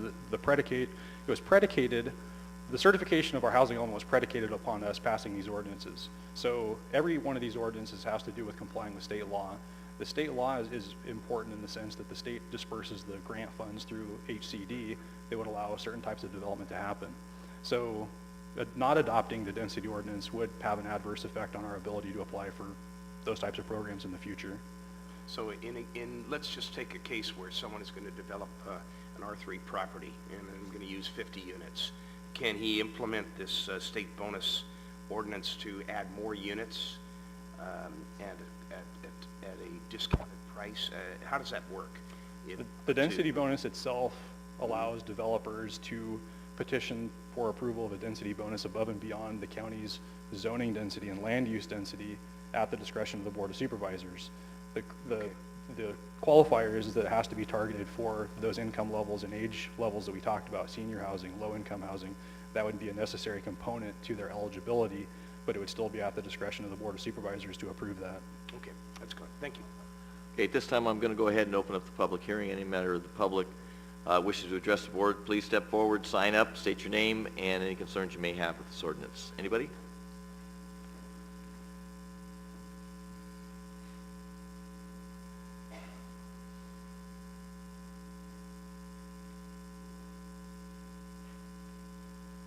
Hi, I'm Karen Phillips, and as a resident of Del Norte County, I took a look at the ordinances, and I've talked to Randy, and I appreciate the staff's, they're kind of backed into a corner in some ways with some of, some issues in the element, in the ordinances that I had. And number one, I just want to make sure that when public hearing notices go out, that they're understandable by the public. Sometimes we use terms that the public is not familiar with, ordinances and code sections that the public is not familiar with, and they have no idea what the public hearing is actually about. So I'd like to see if possible that terminology could be made a little bit more easily understood by the public in general. And that may or may not, be anything other than my perception, but I felt it was a little bit difficult, and I actually have some understanding of the codes and how that works over the years. My other concern was, and Randy explained to me, that the public hearing process for some of these ordinances and the transitional housing and the supportive housing and the other housing elements would still be required to go through a public hearing notice and all the other permitting requirements, which I was concerned about, because in one of the ordinances it made it sound like the county administrative officer was going to be giving approval for something that seemed like it should be something that the planning commission would have to vet. the county staff would have to vet, then the Board of Supervisors would act upon. And he did explain that to me, so I feel comfortable with that. The other item that did kind of touch upon my being a homeowner and a property owner was that the inventory list is included in the housing element, and it's already been adopted, so the ordinances are just going to help enact that. The inventory identifies properties that could be used for transitional or supportive housing or other types of housing in this code section, and I'm concerned that the property values could be perceived as being diminished and or the properties targeted for those specific items and cause issues in neighborhoods that would otherwise be single-family residences or have other sorts of uses. I'm concerned about that. That doesn't mean that, you know, that is necessarily how anyone else is going to look at that, but I just wanted to bring that up and see if there's any way that maybe those fears could be alleviated in some way. Thank you. Any other members of the public wish to address the board? No? Okay, then I'm going to bring it back to the board for action. Can I get a motion of adoption? Excuse me, to waive the first reading. I would move to waive full reading and introduce proposed ordinance to amend section 20.04, 20.46, and 20.48.020 of the Delaware County Code and add reasonable accommodation and density bonus ordinances to the code. Can I get a second? Second. It's been moved and seconded. Further discussion by board members? Poll the vote, please. Oh, excuse me. Are we going to change the parking? Or do we make that decision, or is that? Randy? You guys make the decision, and we as staff would make that recommendation one way or the other. Being that this is the first reading, there is an opportunity to bring it back with the change. So if the board wants to do that, you can certainly do that at this time. And if you didn't want to do it at this time, the supervisor can get together with you to discuss a change and bring that forward at our next meeting of adoption for this? We could present that as an alternative. Okay. Is that how would you like to handle it? Or add it now, either way. You have, Well, we can, I'd be glad to add it as a friendly amendment. I'll be glad to add that on there. And if it's not, let's be Or at least specific as about an what we're adding. alternative. I think maybe the idea of having it as an alternative would be fine. Which is? Repeat my request is that a two-bedroom dwelling would require a two-space on-site parking as opposed to one. I think if we made the change of adding the two-bedroom unit to the 20.46.020G as opposed to U, it would be treated the same way as a three-bedroom Exactly. or greater residence. That's kind of what you're after. Exactly. Okay. We can include that as an alternative, being that we've already reviewed this ordinance, made a recommendation on it. It would be up to the board at the next meeting whether or not to adopt that as an alternative, or you can, again, do whatever you want today. Thank you. So are you making that motion as a friendly amendment? A friendly amendment to have a second analysis presented at the second reading. Got it. That would be my motion would be as an alternative. Yeah. Presented at the same Okay. time, so. Then I'll wait to discuss it at that time. You may be precluding for two on-site. See, you have a two-bedroom doesn't mean you can't have an off-site and an on-site. So to require two on-site might be something we want to think about, and I'm glad you were going to bring it forth as an alternative. Okay. All right, poll the vote, please. Supervisor McClure? Yes. Supervisor Gitlin? Yes. Supervisor Hemmingson? Yes. Supervisor Sullivan? Yes. Chair Finnegan? Yes, and number 20, waive the full reading, read by title only, and introduce the ordinance to amend section 21-00-0 .030 of the Delaware County Code as requested by Community Development. Housing element ordinance. This has to do again with the 2008 housing element. If you recall, Title 20 was amended to allow for the development of lots that exceed the minimum lot size by a factor of 2 to be developed with a single family residence as a building permit as opposed to a discretionary permit. In other words, if you've got a 2-acre parcel in a 1-acre area, now you can build a second house on it without having to go to the Planning Commission. What we're proposing to do and what was identified as part of the housing element was to have a similar provision under Title 21, which is our coastal zoning ordinance, to basically do the same thing. This would, again, require a second reading and adoption. The different part, obviously, being that it's Title 21, so it would also have to be certified by the California Coastal Commission. Questions for staff? Okay, then I'm going to open up the public hearing. Any member of the public wishes to comment on this ordinance, so these changes, amendments, please step forward, identify yourself, sign the paper, and speak. Anybody? Okay. Then I will close the public hearing, bring it back to the board for discussion and action. Any questions, comments? Can I get a motion? Sure. I'll move we waive full reading, read by title only, and introduce the ordinance to amend section 21.00.030. I'll second that. It's been moved and seconded. Further discussion? Again, this was the first reading. And waiving the full reading. Poll vote, please. Supervisor McClure? Yes. Supervisor Gitlin? Yes. Supervisor Sullivan? Yes. Supervisor Hemmingson? Yes. Chair Finnegan? Yes. I'm going to ask, because I know we have some members of the public here for other matters. I know we had a 10:45 for the engineering and 11 o'clock the tax collector. I'm going to ask that we take up the consent agenda at this time. And as part of the consent agenda, one of the items that dealt with Lake Earl was item number 8, I believe. Six. Item number 6. So we're going to pull that from discussion. Can I get a motion on the consent agenda minus number 6 and minus number 8? Move to approve. Can I get a second? Chair will second. Discussion. Public comment? Board discussion, questions? Poll the vote, please. Supervisor Hemmingson? Yes, I need to recuse myself. Number 8 is pulled, is that correct? Yes. I need to recuse myself on item number 11 and item number 13. Supervisor Gitlin? I vote yes, and please recuse me from item number 13. Supervisor Sullivan?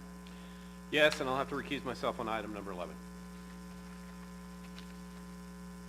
Supervisor McClure? Yes, and I recuse on item 13. Chair Finnegan? Yes. Madam Clerk, how many people recuse themselves on item 13? 3. You had 3 votes on each of those items, I think. Which means that you can't pass with 2. So, Which means we get to vote.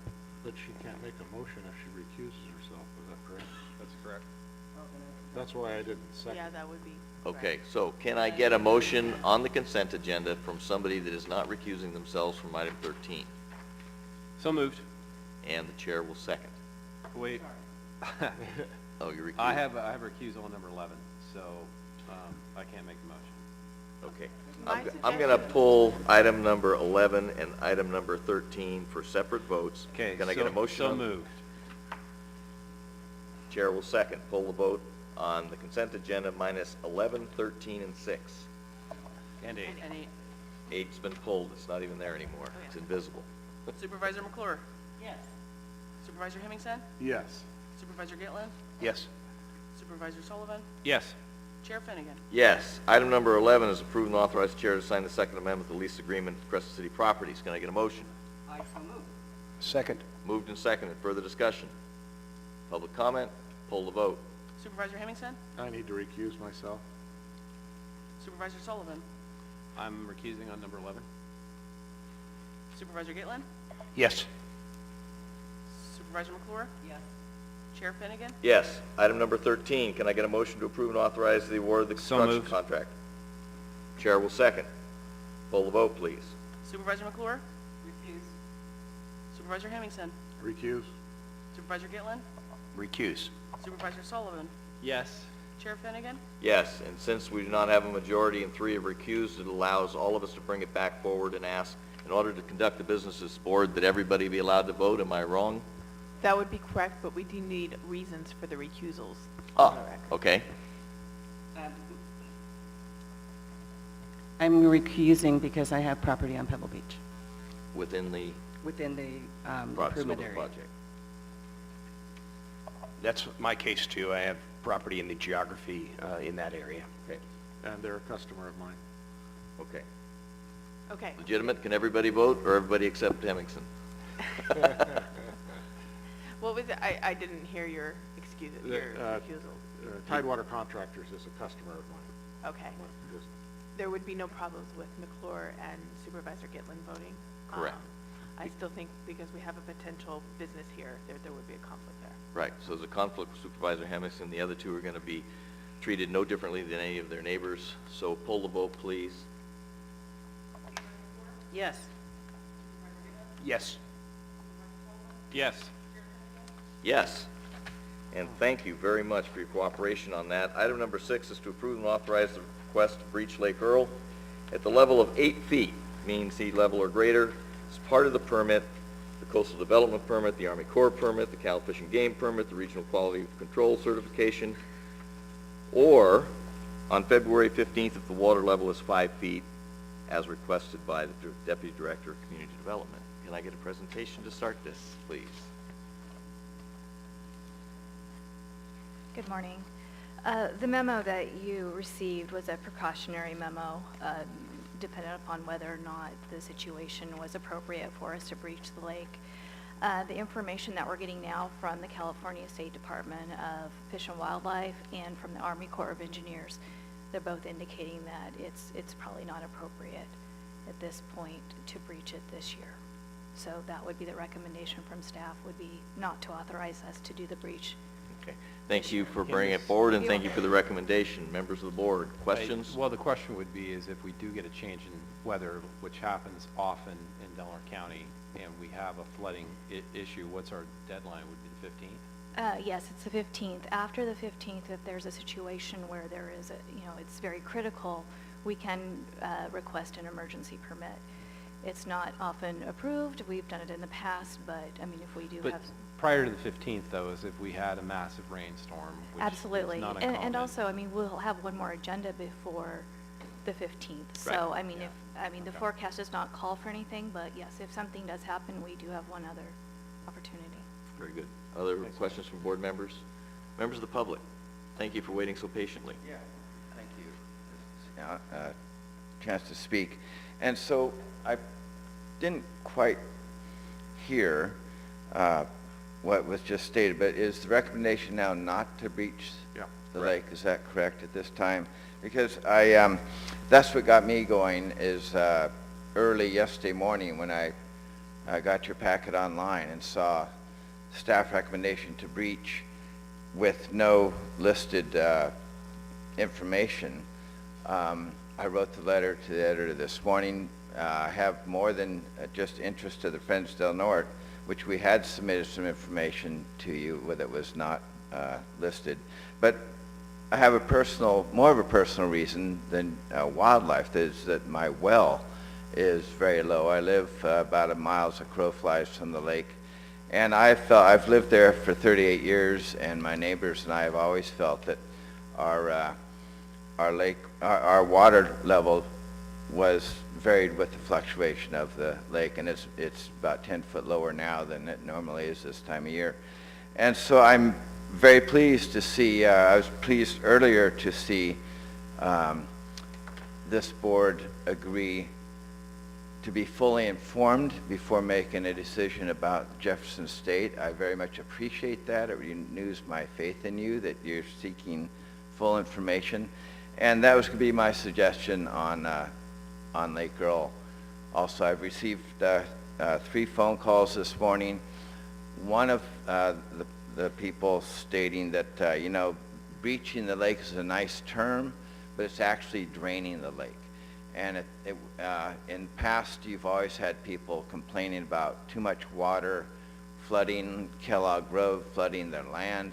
This is a totally different situation now. So I hope now, between now and the 11th of February, I guess your next meeting, you'll research this a bit more and think seriously about the situation of our drought, and that we have a freshwater body sitting here that we are, may possibly flood with salt water, or just drain to the ocean. So there might be several reasons to hang on to what we have in consideration of the situation we are in with no end in sight. So thank you for your time and your consideration. Thank you. Any other member of the public? Yes, good morning. I'm Donna Thompson. I've lived here 15 years. I just want to add my little bit to this, too. My husband is a weather spotter for the National Weather Service in Eureka. And KTVU, Channel 2. Yes. Or 8, as we get it. And has a weather shelter that they gave him and has kept daily weather records, minimum, max temps, rainfall, so on, for as long as I've known him, which is over 35 years.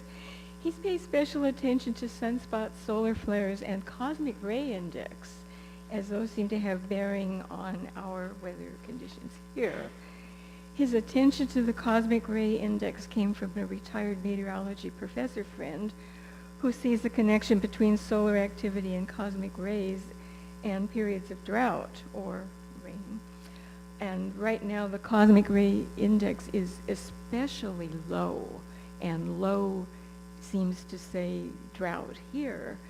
And my husband feels the signs are that we're in a drought period that could last for several years. So with the water lake table low, Lake Earl water is really precious. And you know that, so thank you. Thank you. Any other member of the public wish to comment?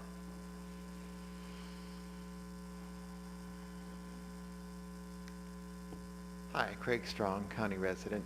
I'll keep this brief because it's basically a recap of what you have already concluded, but just want to affirm that the lake has value in addition to the water table and providing wells for nearby residents, but also it's a really important place for wildlife, and it's also a really important place for our recreational community: fishing, hunting, boating, beach walking. All the members of our community appreciate the lake when there's some water in it, in addition to the logistics. So I thank you for staying informed on this issue, and encourage you to look at your best and most complete cost-benefit analysis when you're considering some public action like this. Thank you. Thank you. Any other member of the public? No? I'm going to bring it back to the board then. The recommendation is no action. Mr. Sheriff, if I might, I'm glad the members of the audience have brought it up, but having a consistent lake level, I think, is what the board wants on that. I don't think it's acceptable to have a lake that's down to 1 or 2 feet, but at the same time, I don't think it's acceptable to have it at 10 foot and flooding people out of their homes. What we've talked about in the past is, instead of going through this permitting process, let's get to something that will allow the lake level to stay at a consistent lake level the whole year. And people's properties aren't damaged, and also on the flip side, you get a drought situation, you're not concerned about water levels and wells going down. So I think that's what we've been aiming for the whole time. It would be nice to have a dialogue on that, to get it at a consistent level on a regular basis, and that helps. That's helpful for the wildlife as well as for the property owners out there, so they know how much of the land is going to be available, and are they going to be in danger of having something flooded out in the meantime? Yeah, I agree. This is something that we've been talking about since the 90s. We talked about how it wasn't a problem in the past because it used to be managed at the 4-foot lake level. It's been negotiated ad nauseum. Presentation's the same. It's interesting how the high groundwater doesn't affect septic tanks, but the low groundwater does affect wells. I mean, it's just, but I appreciate the recommendation that came forward from staff. I think it's the right thing to do, in spite of the extremely hateful phone message I got as I was leaving the house this morning, which was far worse than anything from the state of Jefferson. But anyway, so hopefully I don't run into him in Safeway like he thought he might. If there is, Roger, you got something? Yeah, I just want to see how this, is this going to be in the form of a motion not to approve and not to authorize this request to reach the lake? No how is action. this being couched? Yeah, I just stated that there would be, the request, the action is take no action. Okay, so on a poll, is that a yes, take no action? You don't poll, Roger, unless you want to make a motion to go ahead and approve it. It's going to die for the lack of a motion and a second. It's dead. Supervisor McClure. I just want to make a comment on the ecology of a lagoon. Is that lagoons breach, lagoons, and that's part of the reason that since 1857 we've been arguing over the depth of Lake Earl and Lake Tallawahs. But they're lagoons, and one needs to, I think, look at the ecology of a lagoon, because a constant same depth of a lagoon doesn't do the lagoon service. So there is a point where the lagoon is supposed to take care of itself and clean itself out and it's a whole process of the entire refugia of the lake. So I think that people need to look at that. I would also like to say that I think that this is a great recommendation. I think that the 2,100 acres of the lake, if we were to reach that now, we would see a groundwater level drop. And since most of the wells in that area are about 30 feet or less, we could be in big trouble, because the 87 analysis of the groundwater says that it goes about 7 feet when you drop. There's about a 7-foot fluctuation when it's breached. So that could be a really frightful time right now with the wells, because a lot of people are squeaking through. Thanks. Jerry? Yeah, I would just like to say it would be nice to have a little more flexibility because of our weather patterns and weather changes and the things that go on.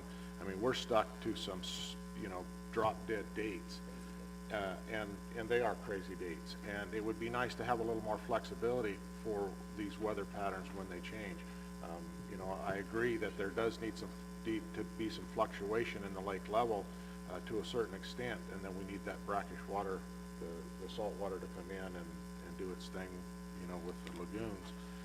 But I do think we need more flexibility in when we can breach and when we. So that's just a comment. Okay. Should we take that up with Fish and Game? We have taken it up with Fish and Game, and they don't have the money or they don't want to study it. So we'll continue to hound them. Okay. Heidi. Go ahead. I'm sorry. As part of the board report, I'd also kind of tip you off that a lot of our permits are going to be expiring soon. And I know when we went to the Coastal Commission in 2010 to get an extension, that we were told to come back and analyze what's happened with the regime that we've been following to determine whether or not it's appropriate. So, I mean, all of this is going to have to be readdressed. And we, at a staff level, are meeting with the California State Department of Fish and Wildlife, are co-applicants on these permits, to figure out what our plan is. So Well, we'll keep hopefully- you posted. Hopefully in these discussions that what we did here today is political capital, and that they can understand this board has the ability to make a good informed decision, and what's right in this case for the Coastal Commission and the environment. Great. Remind them of that. Okay, thank you. Thanks. All right, I apologize for keeping some of our department heads here, but first let's go to 1045 Engineering Department presentation.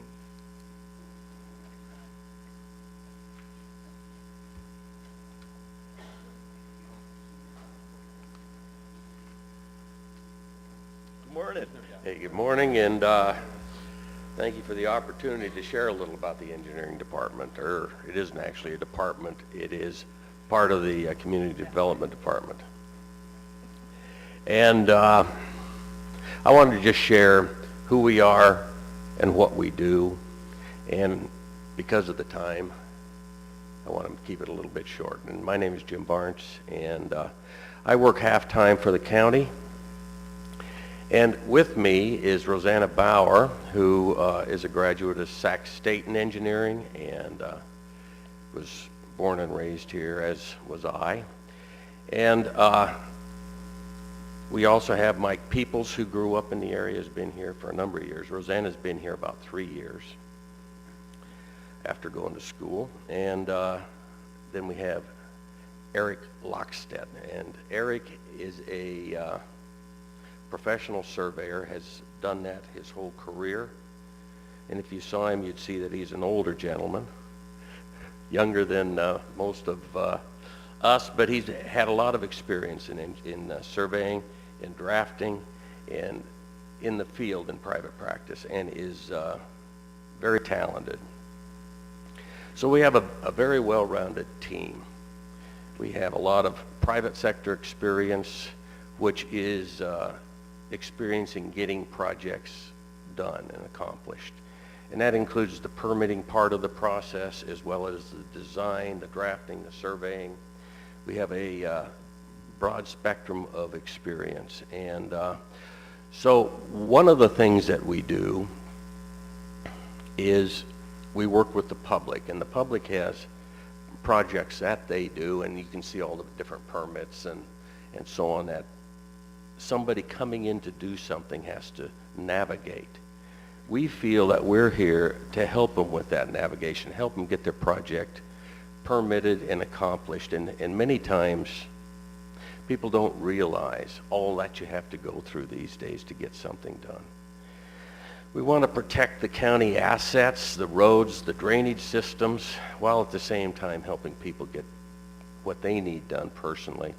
And also, you have bigger corporations and so on that are trying to do things like with Walmart getting their remodel completed. So there is a full spectrum of things that we do in interfacing with the public to get new things built in town. And perhaps that's the most important thing we do. But one of the other things we're responsible for is the CSA, and that is the county wastewater collection system. And if you look at the fact we have over 60 miles of sewer lines, we have a lot of lift stations that need taken care of, and those lift stations are getting older. They were put in 30, 40 years ago, and you know, mechanical systems require ongoing maintenance and help. So we, and Rosanna's going to go through a lot of the projects we've accomplished over the last 3.5 years that we've all been working together as a team. And I'm proud to say that's well over $20 million in funding and collaborative projects that we as a team have worked together to develop, to fund, to do the administration of, and a couple of those projects deal with the CSA and projects that really needed doing, and it's really moved the community forward. And we do that mostly in collaboration with the city, as they control most of the wastewater systems.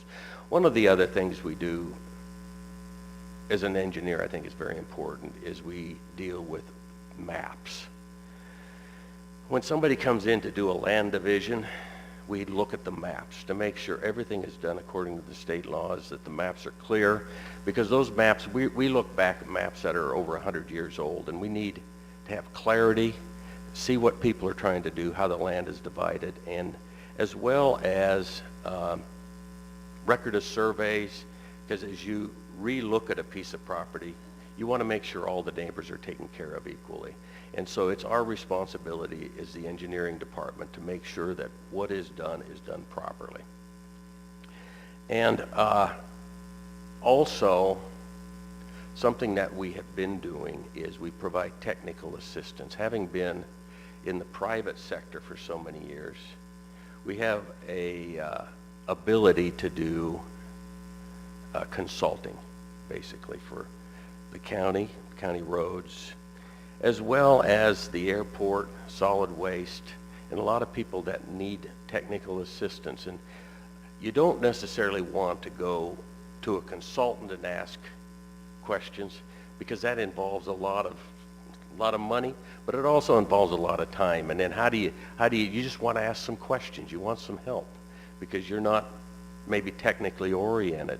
And we have the ability now to provide that technical assistance, and that can come in the form of just sitting and discussing something and the best ways of doing things, but also to go out and survey, to provide mapping, to provide conceptual plans. And by doing that, it provides a real help to the airport, solid waste authority, and to the various county departments.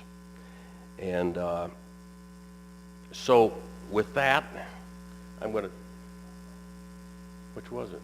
The landfill?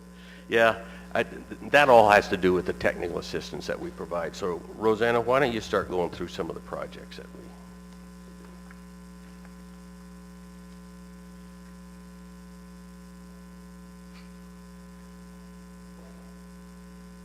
Yeah, you'd better do it.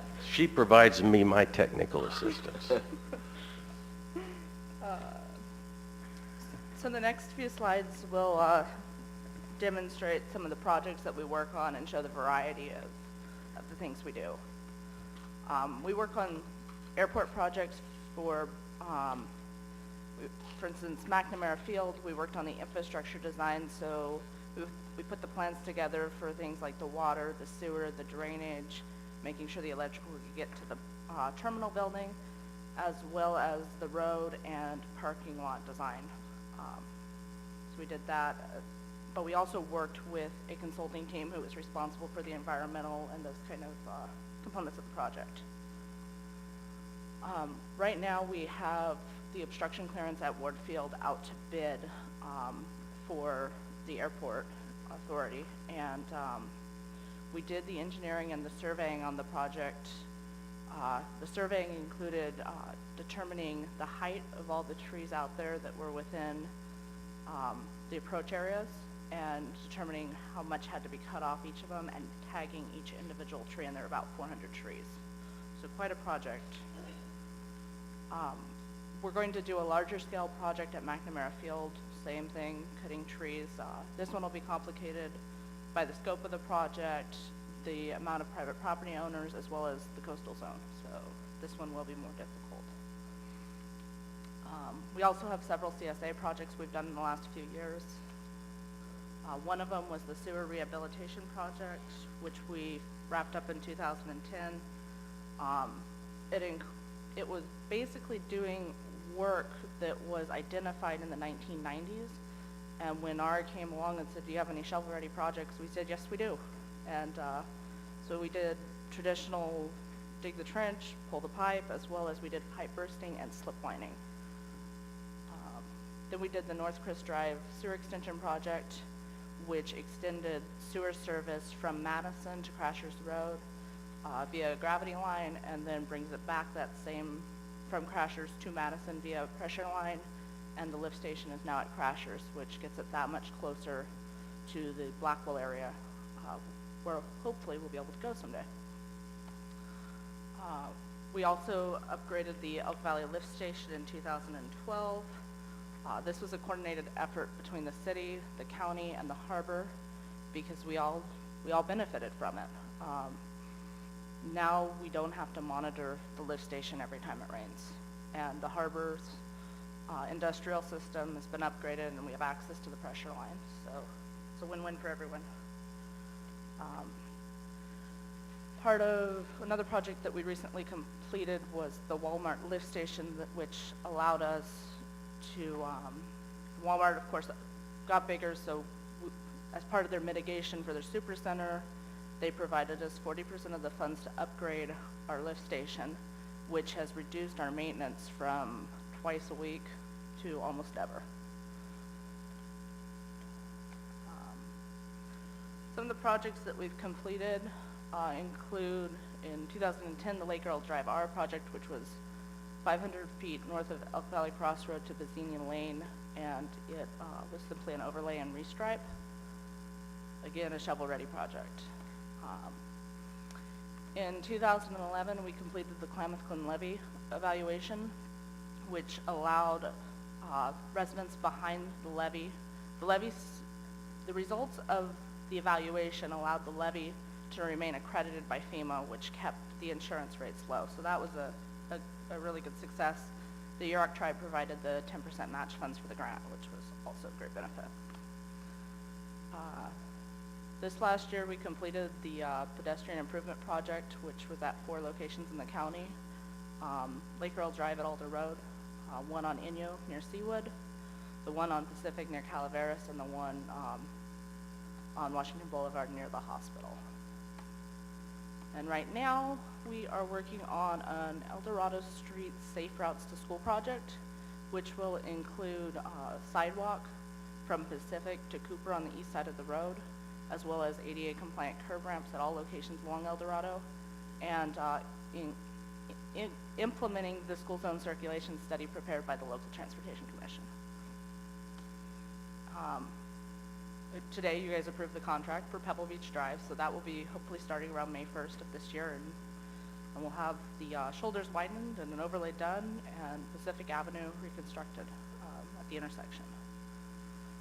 We just found out within the last few months that our HSIP application for Parkway Drive was accepted, so we will be doing, hopefully in 2016, restriping and putting a rumble strip down the center and hopefully improving some of the safety out there. The road division will most likely be doing a chip seal prior to that. We also have some bridge replacement projects going on. One of them is Hurdy-Gurdy Creek Bridge on Big Flat Road in Big Flat, and it's a one-lane bridge. It's on a forest highway, and hopefully when it's reconstructed, it'll accommodate fire trucks and emergency access into Big Flat if there was anything wrong on South Fork. We're also working on Hunter Creek Bridge in Klamath off of Requa Road, and again, this one's also needing to be replaced according to Caltrans, their bridge inspections, and if this bridge were to fail, we would have the community of Requa cut off, which would be also another problem. So both of these should be replaced pretty much on the existing alignment, both Hunter Creek and Hurdy-Gurdy Creek. And we're always thinking about the future. The infamous Fred Haight Drive is still in our minds, and hopefully the STIP goes through and we get funded. And so that's one of the projects, and the other one is Hobbs Wall. We don't have any funding source identified. It's still sitting out there. It's a $2 million project with wetland mitigation. But it's a good project. It's got trails.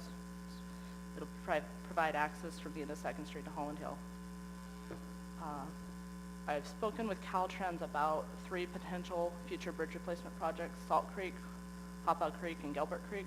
All 3 appear to be fundable at 100%, but we do need help with the initial applications, and that most likely will require a consultant. We work frequently in the past few years with the Federal Highway Administration doing a partnership, because South Fork Road is a forest highway. And so in 2009-10, 2 bridges were replaced, Rock Creek and Boulder Creek, as well as a slip-out repair, so all of the one-lane road was eliminated along South Fork. And this year and last year, the final 2 one-lane bridges on South Fork Road are being replaced, and so we will have 2-lane access into our forests. And we are right now working with Federal Highways on the George Tryon Bridge, and we're hoping to go to construction next year. And that one is considered a historic structure. The arch shape will get to remain. We're going to replace it as close as we can to existing alignment, and that's a $10 million bridge. So the Forest Highway Program helped us out, gave us the $1 million match, and we'll hopefully get a bridge out of it. So,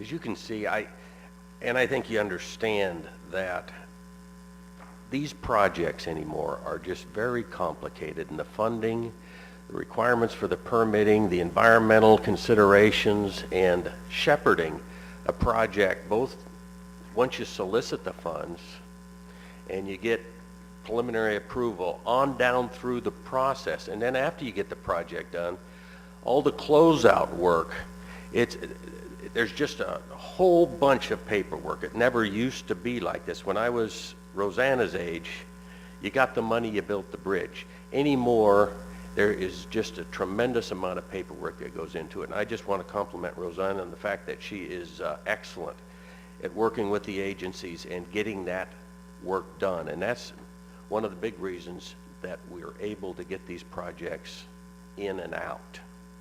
And I feel comfortable in the process. We won't get in trouble because we haven't done a lot of the paperwork that we need to do through the process. And so I just want to say we have a great engineering team. We enjoy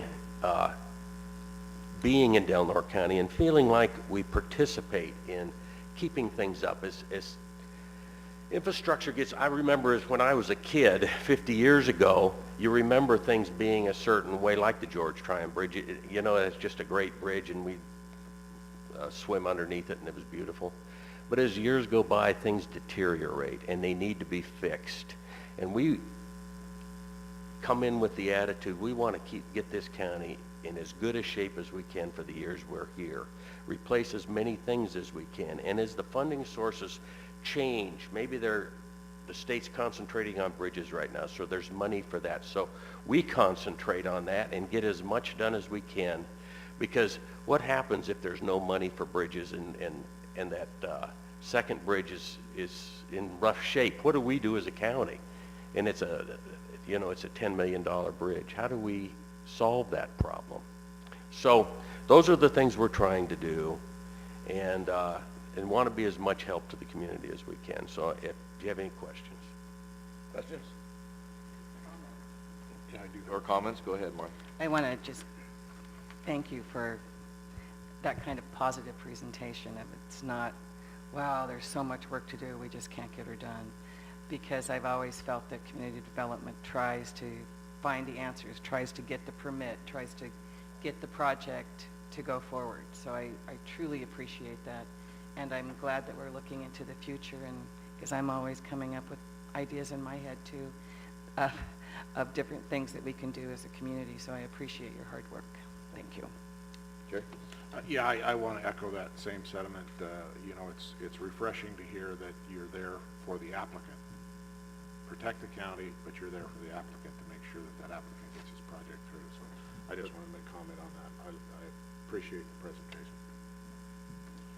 Great presentation, Jim. I appreciate the work of the engineer. You guys have always been very helpful anytime I've come down, had issues that come up, and I appreciate you working with the public, because sometimes that's always a tough road to go sometimes in terms of who you deal with.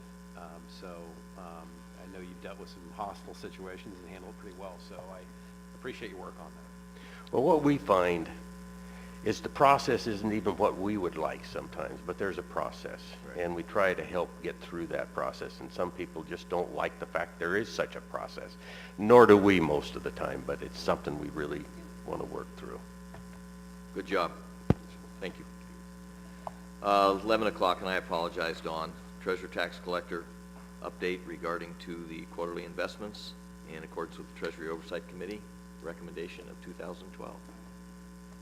You're up. Gotta clear a room, don't I?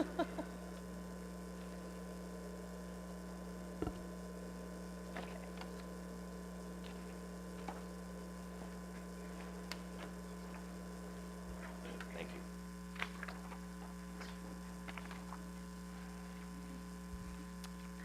So good morning. I'm Dawn Langston, Delano County Treasurer Tax Collector. I was asked to provide a brief report on investment activity for the county for the period of October 2013 through December 2013, and it is as follows. Usually as we begin the fall season, school apportionment funds start to come in, but this year the school district had sold some bonds, so there was additional $4.9 million that was received at the end of October. The school district had informed me that they would be using those funds right away. So they were left liquid in LAIF. Tax bills also hit the mailboxes in October, so we started to see a larger cash flow coming in.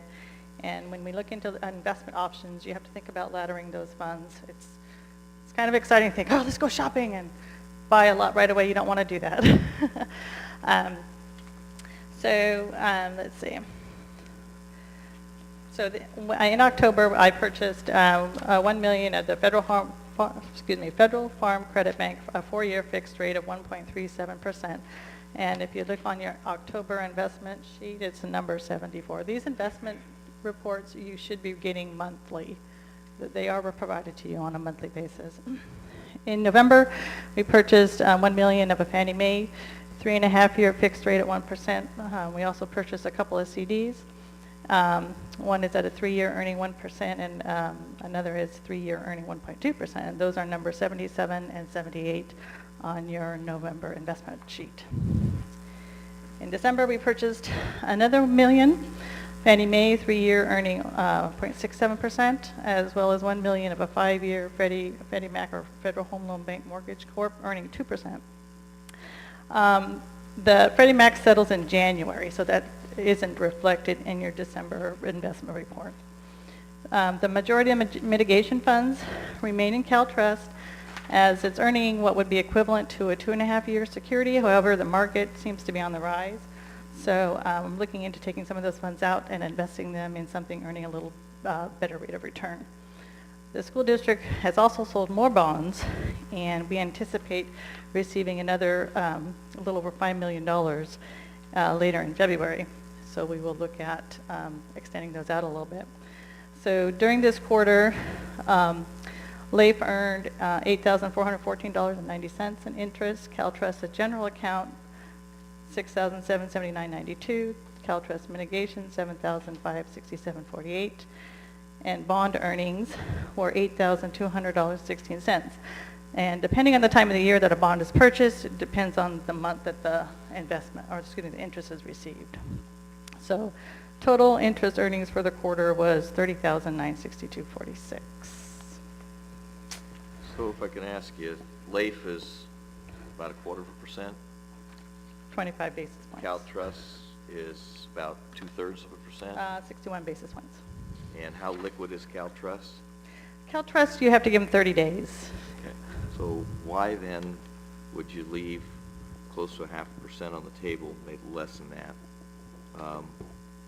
School district says they have to have liquid funds, but the billing cycles never occur less than 30 days. Why would we throw $4.5 million worth of interest rate and leave it in 1/4% as opposed to 2/3? Well, we do have, monthly,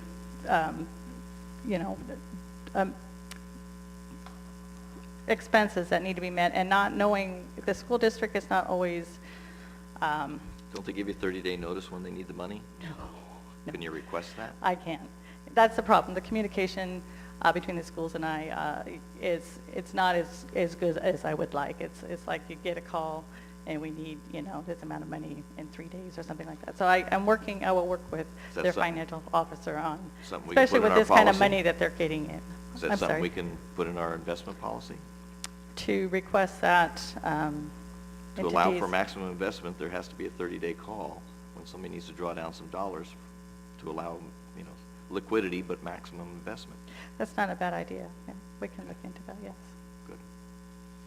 Other questions? Dawn, excellent report. It's a little sobering looking at these interest rates. I know it's bad, but they are on the rise a little bit.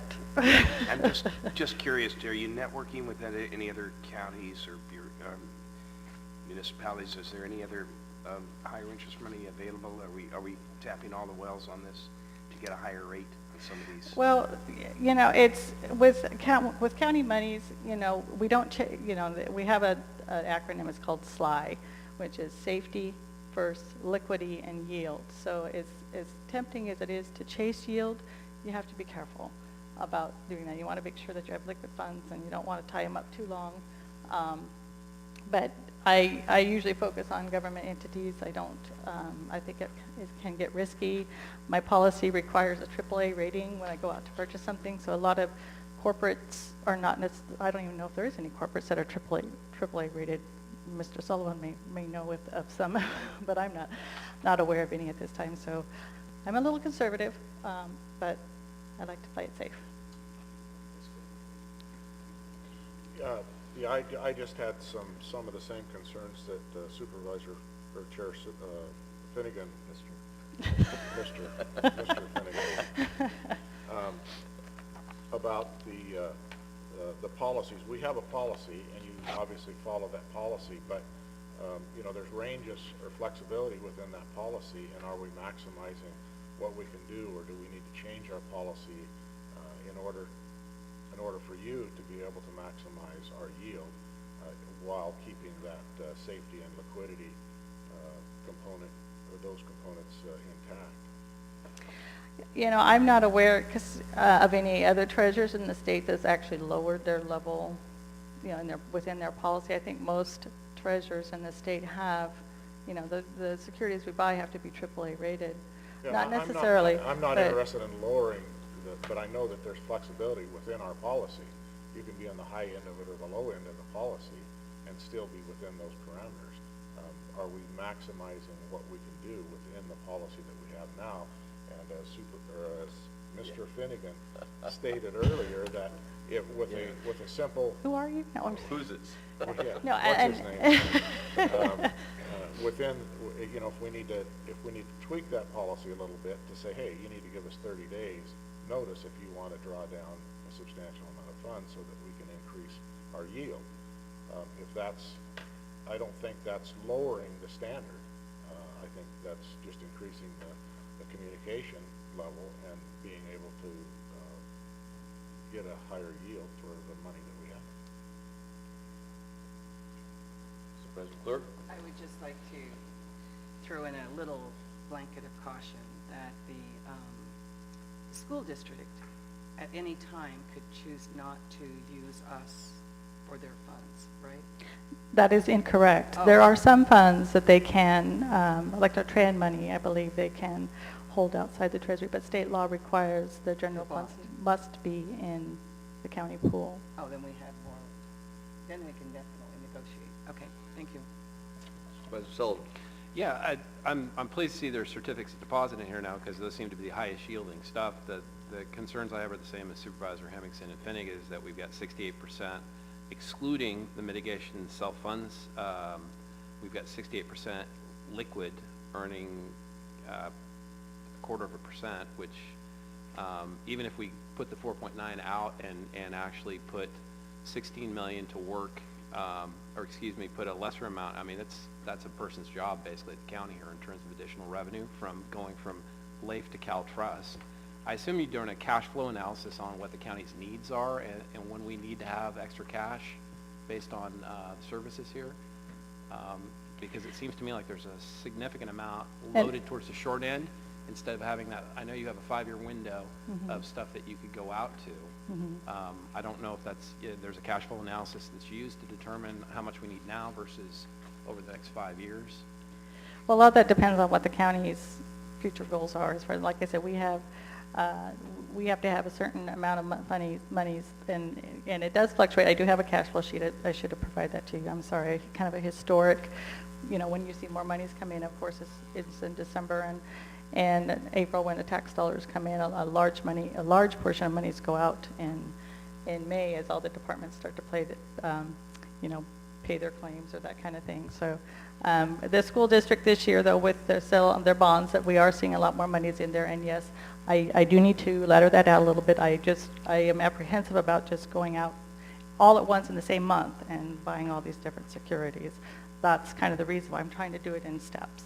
So, and that, with that being said, because another item that's on the agenda is to approve my investment policy so that I can invest in the year 2014. So I don't know if you want to address that at this time or not. No, I actually asked to have it tabled. I didn't have any investment information prior to the meeting, so I asked to have it tabled to the next meeting. And in terms of getting information, it seems that's the 16 million parked in CalTrust versus parked in LAIF right now. That's a $60,000 hit to the county's general fund that we're not making with that money. And that's not stretching out 5 years. This is a difference of 0.63 to 0.266.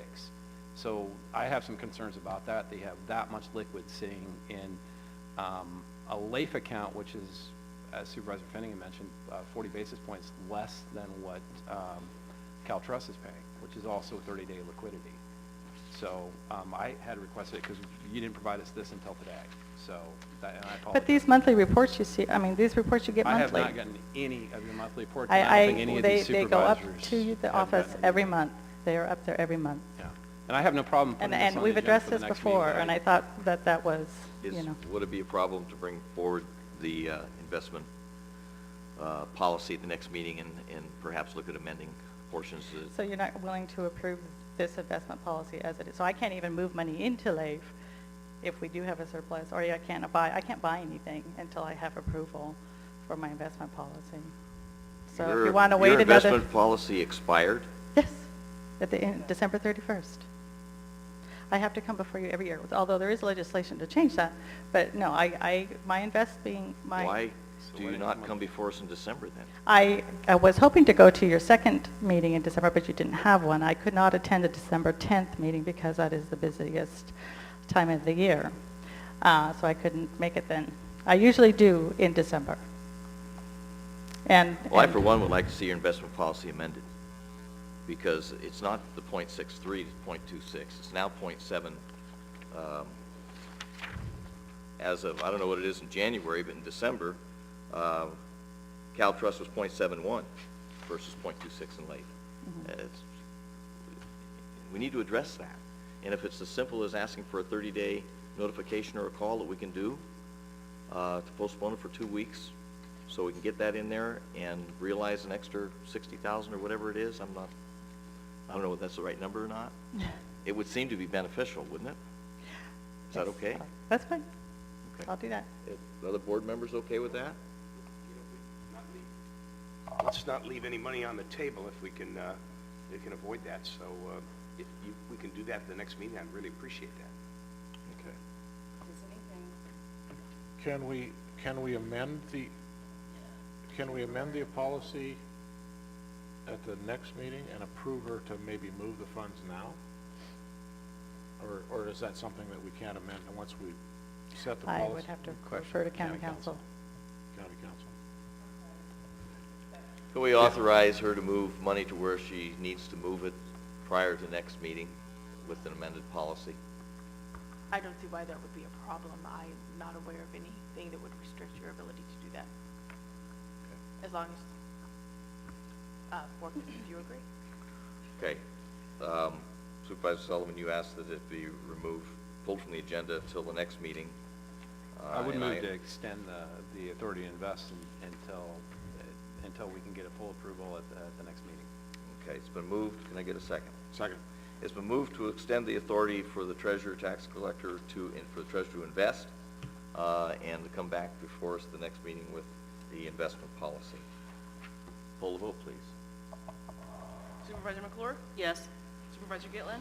Yes. Supervisor Hemmingson? Yes. Supervisor Sullivan? Yes. Chair Finnegan? Yes. There's one budget transfer to... Mr. Finnegan, I'm sorry. I did want to state for the record that although it was known well in advance that I could not attend your January 14th meeting, I was still placed on the agenda for unknown reasons. I didn't just not show up. I had informed weeks prior that I was not going to be able to make that meeting, so I wanted that stated for the record as well. Is there assistant department head there in your department to make that presentation? There was. I did think to have to ask her to fine. do that. We'll take care of it next meeting. Thank you. Thank you. Budget transfer number 14. Move to approve. Second. Okay, it's been moved and second to approve budget transfer 01-04 to cover the increases to the department's cost plan charges in the amount of $88,225 requested by Child Support Services. Any public comment? Poll the vote, please. Supervisor McClure? Yes. Supervisor Gitlin? Yes. Supervisor Hemmingson? Yes. Supervisor Sullivan? Yes. Chair Finnegan? Yes, Chair and Finnegan, may I mention on that one there, the department head would normally have been here, but she's not feeling well today, so she emailed me a little bit ago. item number 21 is to approve the 2014 Board of Supervisors appointment list of committees. I submitted that for your consideration and made absolutely no changes to what it was last year.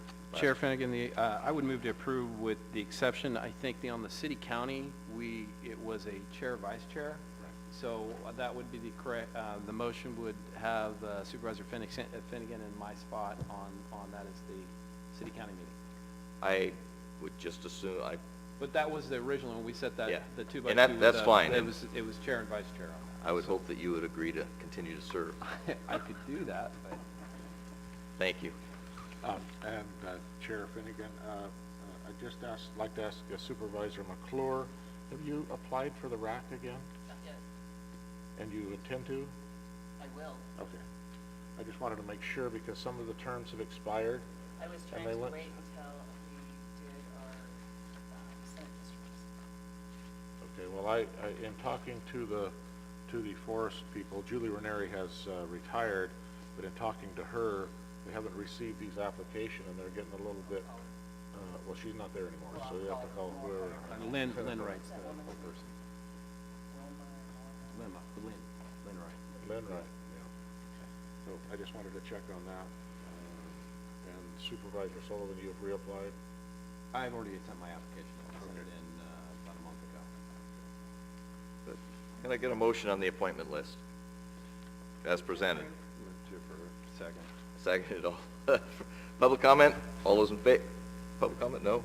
All those in favor? Aye. Opposed? Carries unanimously. Thank you very much. With that, we've concluded the business items on the agenda. The legislative budget. Anybody got any final comments I got a legislative budget section in the agenda today? Yeah. No, it's in flux, and I don't know of any actions being taken. I just was notified this morning that the Farm Bill looks like it's going to go up this week to the House and then the Senate, and it does include PILT. It has a $1 million out of, I think, a $400 million allocation, $1 million less than what it was in 2013. So that's very good news for us overall, and I'm sure every county in the state and probably the nation in there. And the federal reauthorization did happen, so the FAA was fully funded, or funded to the level that will help our airport. Yeah, the EASs have definitely been tightened up quite a bit, but we're kind of a poster child for the EAS because of our location. Right. I don't know if it's part of our IT policy with the way that our iPads have to continually be rebooted. We can only keep them on for 2 minutes, and if you're not using them, they go. You can change it on its setting.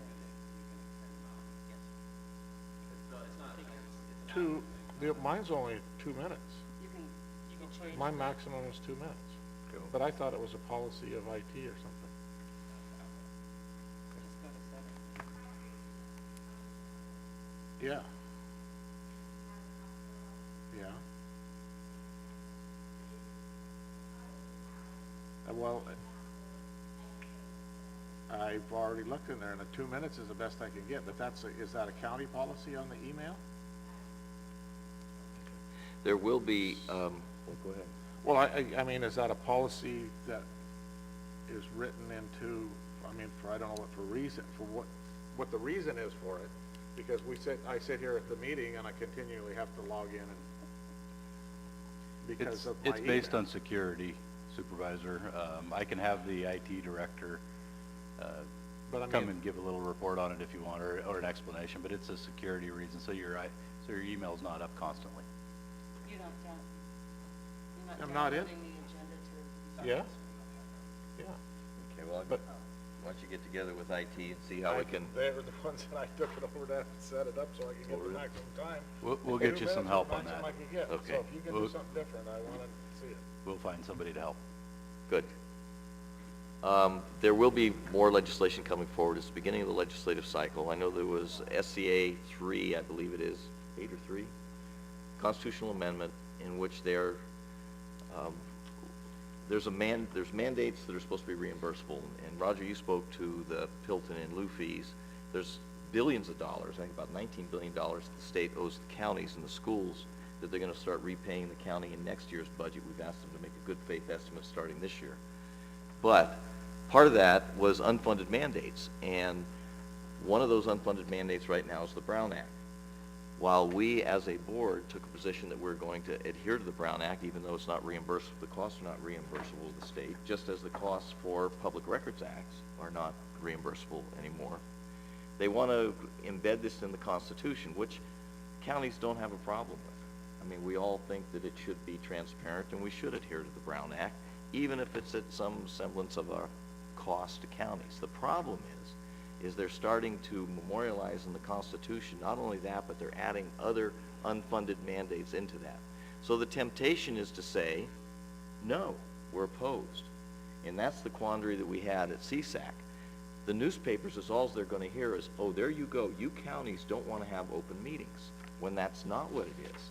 So we're forming together a coalition of schools, counties, and cities to tell the story of, we believe in the transparency of government, but it's not okay to create mandates, embed them in the Constitution that costs counties money that we don't have. So we'll be working on that.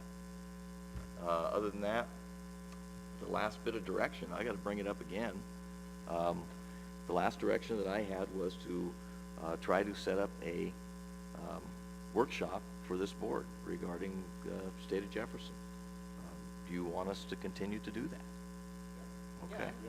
Absolutely. So then, so go ahead and pursue setting up what you can, Tony, and keep us apprised of what it is. Tom? Yeah, go ahead. Why don't you come on to the mic?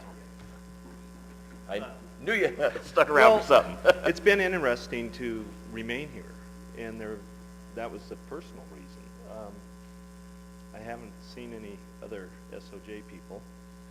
I hope there's a realization with their efforts what actually goes on, because what I just sat through was a lot more than what just the believable idea that we can go out and make a new state. I just got my eyes open to a lot of interesting facts that are out there that I do have contacts with those people that are on committees, and you know, don't be argumentative. You know, come in with some viable solutions, ideas. Now, speaking of watching a board coexist and what your job is, I think I should probably go out and educate our people, as well as we're trying to give you information also. I appreciate that very much, Tom, and that's going above and beyond also. Well, that's just me, because I'm not going to speak for their entire committee, but... And if I could just make the comment, you know, I went to that first presentation that Mark Baird put on. Great presentation, you know, and I don't want to say it's a solution, but it's an idea of a solution. And the